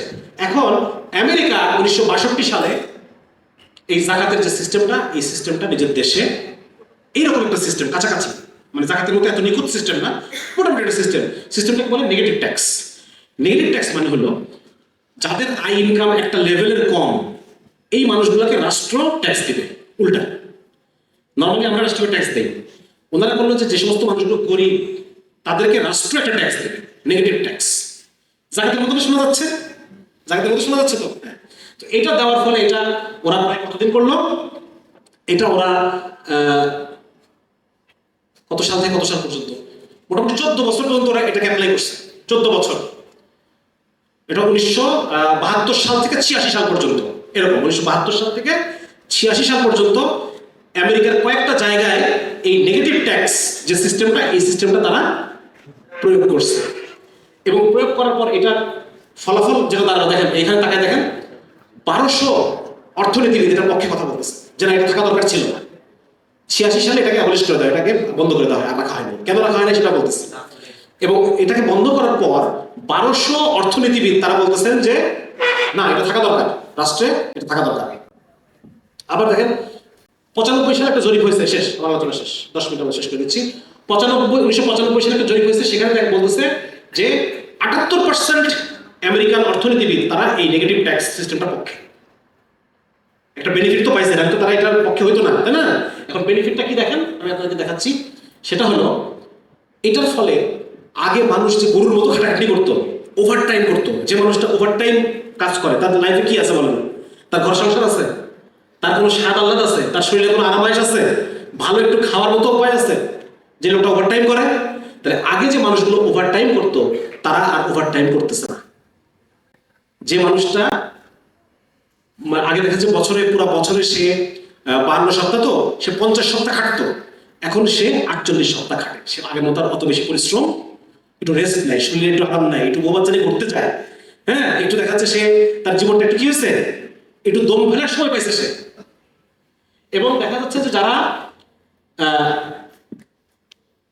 মানে ঘরের স্ত্রী যারা কাজ করতো, কর্মজীবী মহিলারাও তারা আরো তাদের কাজের টাইম কমাই দিচ্ছে। আগের মতো এত বেশি কাজ আর তারা করে না, তারা একটু পরিবারের সময় দেয়, সন্তানকে সময় দেয়। বুঝতে পারছেন ব্যাপারটা? তার মানে আগে ছিল গরু ছাগলের জীবন, এখন তারা একটু কিসের জীবন আসছে, একটু মানুষের জীবন আসছে তারা। কারণ তারা একটা অতিরিক্ত টাকা পাচ্ছে, এই টাকাটা দিয়ে হয়তো তারা দুটো ছাগল, একটা গরু, হ্যাঁ, 20টা মুরগি কিনে হয়তো তারা আরো অতিরিক্ত কিছু ইনকাম করতে পারতেছে। বুঝতে পারছেন না? এটা করার ফলে দেখা যাচ্ছে তাদের এই অবস্থা। এবং এর ফলে কয়েকটা জায়গায় দেখেন, নিউ জার্সি, ক্যারোলিনা, কয়েকটা জায়গায় দারিদ্র সীমা, নির্দিষ্ট একটা লেভেলের কম ইনকাম, এই দারিদ্র সীমার উপরে মানুষ উঠে আসছে। মানে দারিদ্র বিমোচন হচ্ছে না, দারিদ্র বিমোচন হয়ে যাচ্ছে। ওটা দেখলো, হ্যাঁ। তারপর দেখতেছে যে আচ্ছা, এই হচ্ছে মানে এটা হলো মূল। এবং এই যে ঘটনাটা ঘটে গেল, এর ফলে কাদের লাভ কাদের ক্ষতি বলেন তো? কাদের ক্ষতি হয়েছে? ব্যবসায়ীদের ক্ষতি হয়েছে। এই যে পুঁজিপতি যাদের কথা এতক্ষণ আলোচনা করলাম, এদের ক্ষতি হয়েছে। এই যে এই দুষ্টুদের ক্ষতি হয়েছে, এই দুষ্টুদের ক্ষতি, হ্যাঁ, এতে কিন্তু ক্ষতি হয়ে গেছে। এরা কিন্তু আগে মানুষকে গাধার মতো খাটাইতো, অল্প টাকা দিত, বেশি শ্রম নিত, বেশি উৎপাদন করতো। এখন কিন্তু ওটা করতে পারতেছে না। মানুষের জীবনে ফেরত আসছে। এবং পরবর্তীতে এদের চাপে এই জিনিসটাকে রাষ্ট্রীয় পলিসি থেকে বন্ধ করে দেওয়া হয়। তাহলে বুঝছেন তো? এখন যাকাত যদি তাহলে এখন আপনি চিন্তা করেন, বাংলাদেশে ইসলামী কোন সরকার আসুক, ইসলামী কোন ইমারত প্রতিষ্ঠা হোক, খেলাফত প্রতিষ্ঠা হোক, এটা কে চায় না বলেন? এবার চিন্তা পারছেন তাদেরকে? কারা চায় না? এরা চায় না। যারা অপরাধ করে পার পেতে চায় তারা চায় না। যারা মানুষকে এভাবে অর্থনৈতিকভাবে জুলুম করতে চায় বছরের পর বছর, এরা চায় না ইসলাম আসুক। ঠিক আছে? এখন আমি যদি মনে করি আমি এদের অনুমোদন নিয়ে একদিন ইসলাম নিয়ে আসবো, এটা হবে? জাতিসংঘের অনুমোদন নিয়ে একদিন আমি ফিলিস্তিনকে স্বাধীন করে ফেলবো, আমেরিকা অনুমতি দিলে একদিন আমি ফিলিস্তিনকে দেখেন ঠিক রিভার টু দ্য সি, ফিলিস্তিন উইল বি ফ্রি, আমেরিকা যদি অনুমোদন দিবে সেদিন। নাকি হবে এটা? নাকি ঘর ভেঙে দিয়ে খেলতে হবে, কোর্ট ভেঙে দিয়ে খেলতে হবে? নাকি যদি কোর্ট ভেঙে দিয়ে খেলতে পারেন তাহলে পরে আপনি মানুষকে বাঁচাতে পারবেন, এই জুলুমকে আপনি শেষ করতে পারবেন। এছাড়া আপনি যদি জালেমকে সাথে নিয়ে জুলুম মেটাতে চান, এটা হবে না। জালেমের অনুমতি সাপেক্ষে, হে মহামান্য জালেম, আপনার অনুমতি সাপেক্ষে আমি জুলুমকে মেটাতে চাই, তাহলে এটা সম্ভব কখনো? এটা কোনোদিন সম্ভব না। এই ভুল, এই স্বপ্ন থেকে মুসলমানদের উঠতে হবে। আজকে আপনারা যারা দিন বুঝেন, ইসলাম বুঝেন, আমরা স্বপ্নের মধ্যে বসে আছি, স্বপ্নের মধ্যে পড়ে আছি যে আমি একদিন পানিতে নামে কুমিরের সাথে যুদ্ধ করবো, যুদ্ধ করে আমি পানির মধ্যে বনাঞ্চল কায়েম করবো এক সময়, দেখে নিন একদিন। হ্যাঁ, এটা সম্ভব? এটা সম্ভব না। এই জন্য ভাই আমাদেরকে উঠতে হবে, আমাদেরকে বুঝতে হবে যে আমাদের প্রকৃত শত্রু কারা, কারা আমার দুনিয়া নষ্ট করতেছে, আখিরাত নষ্ট করতেছে। আজকে এই ব্যাংক ব্যবস্থার সাথে যাদের আমাদের সম্পর্ক, আমরা এমন হতে পারে যে আপনি বুঝলেন না, কিন্তু আপনার সন্তান টের পাইল যে কত ধানে কত চাল। এই ব্যাংক ব্যবস্থার সাথে আজকে আপনি আপনি ব্যাংকের সাথে লেনদেন করতেছেন, ঋণ নিচ্ছেন, আপনি শোধ করতে পারেন না, আপনার সন্তানের উপরে ঋণটা গিয়ে পড়লো, এরকম হতে পারে। আবার এমন হতে পারে যে আপনি নিজেই এটা টের পেয়ে গেলেন, আপনার দুনিয়াও শেষ হলো, আপনার আখিরাতও শেষ হলো। তাহলে এই একটা অবস্থার মধ্যে এখন আমাদের কি করণীয় আপনাদের ঠিক করতে হবে। ব্যবসা, আপনাদের ব্যবসায়ী, এখানে ব্যবসা একটা অনেক বড় একটা ইবাদত, আল্লাহ তাআলার ইবাদত। এটাকে যদি আপনি আল্লাহর হুকুম রাসূলের তরিকা অনুসারে করেন, এটা দুনিয়াতে আল্লাহ তাআলা আপনার দ্বারা বিরাট বড় কাজ নেবে এবং আখিরাত তো আছেই। আর এটাকে যদি আপনি মনে করেন যে এটা শুধুমাত্রই আমার নিজের রুজির বিষয়, এটা আমি হুজুরদের কথা শুনলে চলবে না, আমাকে এই লোন নিয়ে সুদ নিয়ে আমাকে এটা করতে হবে, হ্যাঁ, সেক্ষেত্রে আপনার এর ফলাফল আলাদা। বলছেন তো আমি সাদাকাকে বৃদ্ধি করি, সুদকে আমি ধ্বংস করি। আপনার কাছে মনে হতে পারে যে আমি ফিক্সড ডিপোজিট রেখে আমি কিছু অনেক টাকা ইনকাম করলাম, অনেক টাকা তো আসলো, কিন্তু আল্লাহ বলছেন এটা ধ্বংস করি, এটা ধ্বংস হবে। এটার দ্বারা তোমার স্বাস্থ্য ধ্বংস হবে, এটার দ্বারা তোমার বাণিজ্য ধ্বংস হবে, এটার দ্বারা তোমার পরিবার ধ্বংস হবে, কোনো না কিছু ধ্বংস হবে এটার দ্বারা তোমার। তুমি মনে করতেছো তুমি সুদের টাকা নিয়ে তুমি অনেক তোমার টাকা আমদানি হইলো, ইনকাম হয়ে গেল, না, তোমার ইনকাম হয় নাই। আমি আল্লাহ রাব্বুল আলামিন বলতেছি এটা ধ্বংস হয়েছে। সুতরাং আমরা এই জায়গা থেকে যেভাবে পারি, এতদিন তো হুজুররা বলতো, এখন তো পশ্চিমা লোকজনও বলতেছে যে তোমরা ঋণ নিও না, সাদাসিধা জীবনযাপন করো, এগুলোর প্রয়োজন নামও করতে পারি ইনশাআল্লাহ, ঠিক না? এবং আপনারা যারা এখানে আছেন উপস্থিত, ঝিনাইদহ, এই ঝিনাইদহ অঞ্চলে ইসলামের ভবিষ্যৎ কি হবে এটা আপনাদেরকে ঠিক করতে হবে। এই এলাকায় ইসলামের দাওয়াত, মানুষ কি ইসলামের কাছে আসবে না ইসলাম থেকে দূরে সরে যাবে, এটা আপনাদেরকে ঠিক করতে হবে। কারণ অর্থনৈতিক শক্তি আপনাদের হাতে। হ্যাঁ, অতএব আপনারা যদি মিলে বসে এখানকার ঝিনাইদহ যারা দিনদার ব্যবসায়ী আছেন, আপনারা যদি এখানে তিনি মেহনত শুরু করেন, এখানে যদি দাওয়াতি কার্যক্রম শুরু করেন, বিভিন্ন ইসলামিক স্কুল, বিভিন্ন বিষয় আসলে ইসলামিক বিষয় আসলে ঢোকানোর চেষ্টা করেন, ইসলামিক ভাবধারা ঢোকানোর চেষ্টা করেন, এটার ফলাফল আপনারাও পাবেন, আপনাদের পরবর্তী জেনারেশন পাবেন ইনশাআল্লাহ। ঠিক আছে না? সুতরাং আমরা সবাই নিয়ত করেন যে আমরা যেখানে আছি, যার যে প্রতিষ্ঠান আছে, সেই প্রতিষ্ঠানে আমরা ইসলামী ভাবধারা আনার চেষ্টা করবো ইনশাআল্লাহ। ঠিক না? যার যে প্রতিষ্ঠান আছে, এবং একই সাথে আপনারা এটাও নিয়ত করেন যে আমরা আমাদের মেধার একটা অংশ, আমাদের প্রতি মাসের আয় ইনকামের একটা অংশ, আমার শারীরিক শক্তির একটা অংশ, এটা আমি অবশ্যই ইসলামের জন্য ব্যয় করবো, ইসলামের বিজয়ের জন্য ব্যয় করবো। আল্লাহর জন্য আপনি যেটা খরচ করবেন ওটা দামি হবে, ওটা কাল হাসরের মাঠে আপনি এটার মূল্য বহু গুণে আল্লাহ তাআলা আপনাকে ফেরত দিবেন। আল্লাহ তাআলা বলছেন তো, হ্যাঁ, ইয়া আইয়ুহাল্লাযীনা আমানু হাল আদুল্লুকুম আলা তিজারা, হে ঈমানদাররা, তোমাদেরকে আমি একটা ব্যবসার কথা বলবো। আল্লাহ ব্যবসা করতে চাচ্ছেন আপনার সাথে, সুবহানাল্লাহ। আল্লাহ রাব্বুল আলামিন আপনার সাথে ব্যবসা করতে চাচ্ছেন, এবং এটার প্রফিট আল্লাহ তাআলা আল্লাহর শান অনুযায়ী দিবেন, সুবহানাল্লাহ। সুতরাং আপনার সম্পদের একটা অংশ, আপনার জানের শারীরিক শক্তির একটা অংশ, আপনার মেধার একটা অংশ, আপনার জীবনের একটা অংশ, আপনার প্রতিদিনের 24 ঘন্টার একটা অংশ অবশ্যই যেন আল্লাহর দ্বীন কায়েমের জন্য ব্যয় হয়, আল্লাহর দ্বীনকে শক্তিশালী করার পেছনে ব্যয় হয়। ঠিক আছে ইনশাআল্লাহ? এই বৈশ্বিক যে জালেম বিশ্ব ব্যবস্থা, এই বিশ্ব ব্যবস্থাকে এই বিশ্ব ব্যবস্থার সাথে আপোষ করে না, এই বিশ্ব ব্যবস্থাকে ভেঙে দিয়ে আমাদেরকে কোরআন এবং ইসলামের শাসন নিয়ে আসতে হবে। ঠিক আছে? এবং এটার জন্য আমাদেরকে এখন থেকে আস্তে আস্তে মেহনত করতে হবে। আমরা যদি মেহনত করি, আমাদের সন্তানরা ফল ভোগ করবে ইনশাআল্লাহ। আর আমরা যদি মেহনত না করি, আল্লাহর কাছে আমরা জবাবদিহি করবো। ঠিক আছে ইনশাআল্লাহ? আলোচনা এই পর্যন্তই। আল্লাহ ভুল ত্রুটি মাফ করুন। আমি আমার যতটুকু সামর্থ্য ছিল আমি আপনাদের শেয়ার করার চেষ্টা করলাম। এর মধ্যে যদি উত্তম কোনো কথা থাকে, আল্লাহ যেন আমাদেরকে আমল করতে সুবিধা করে। আখির দাওয়ানা আলহামদুলিল্লাহি রাব্বিল আলামিন।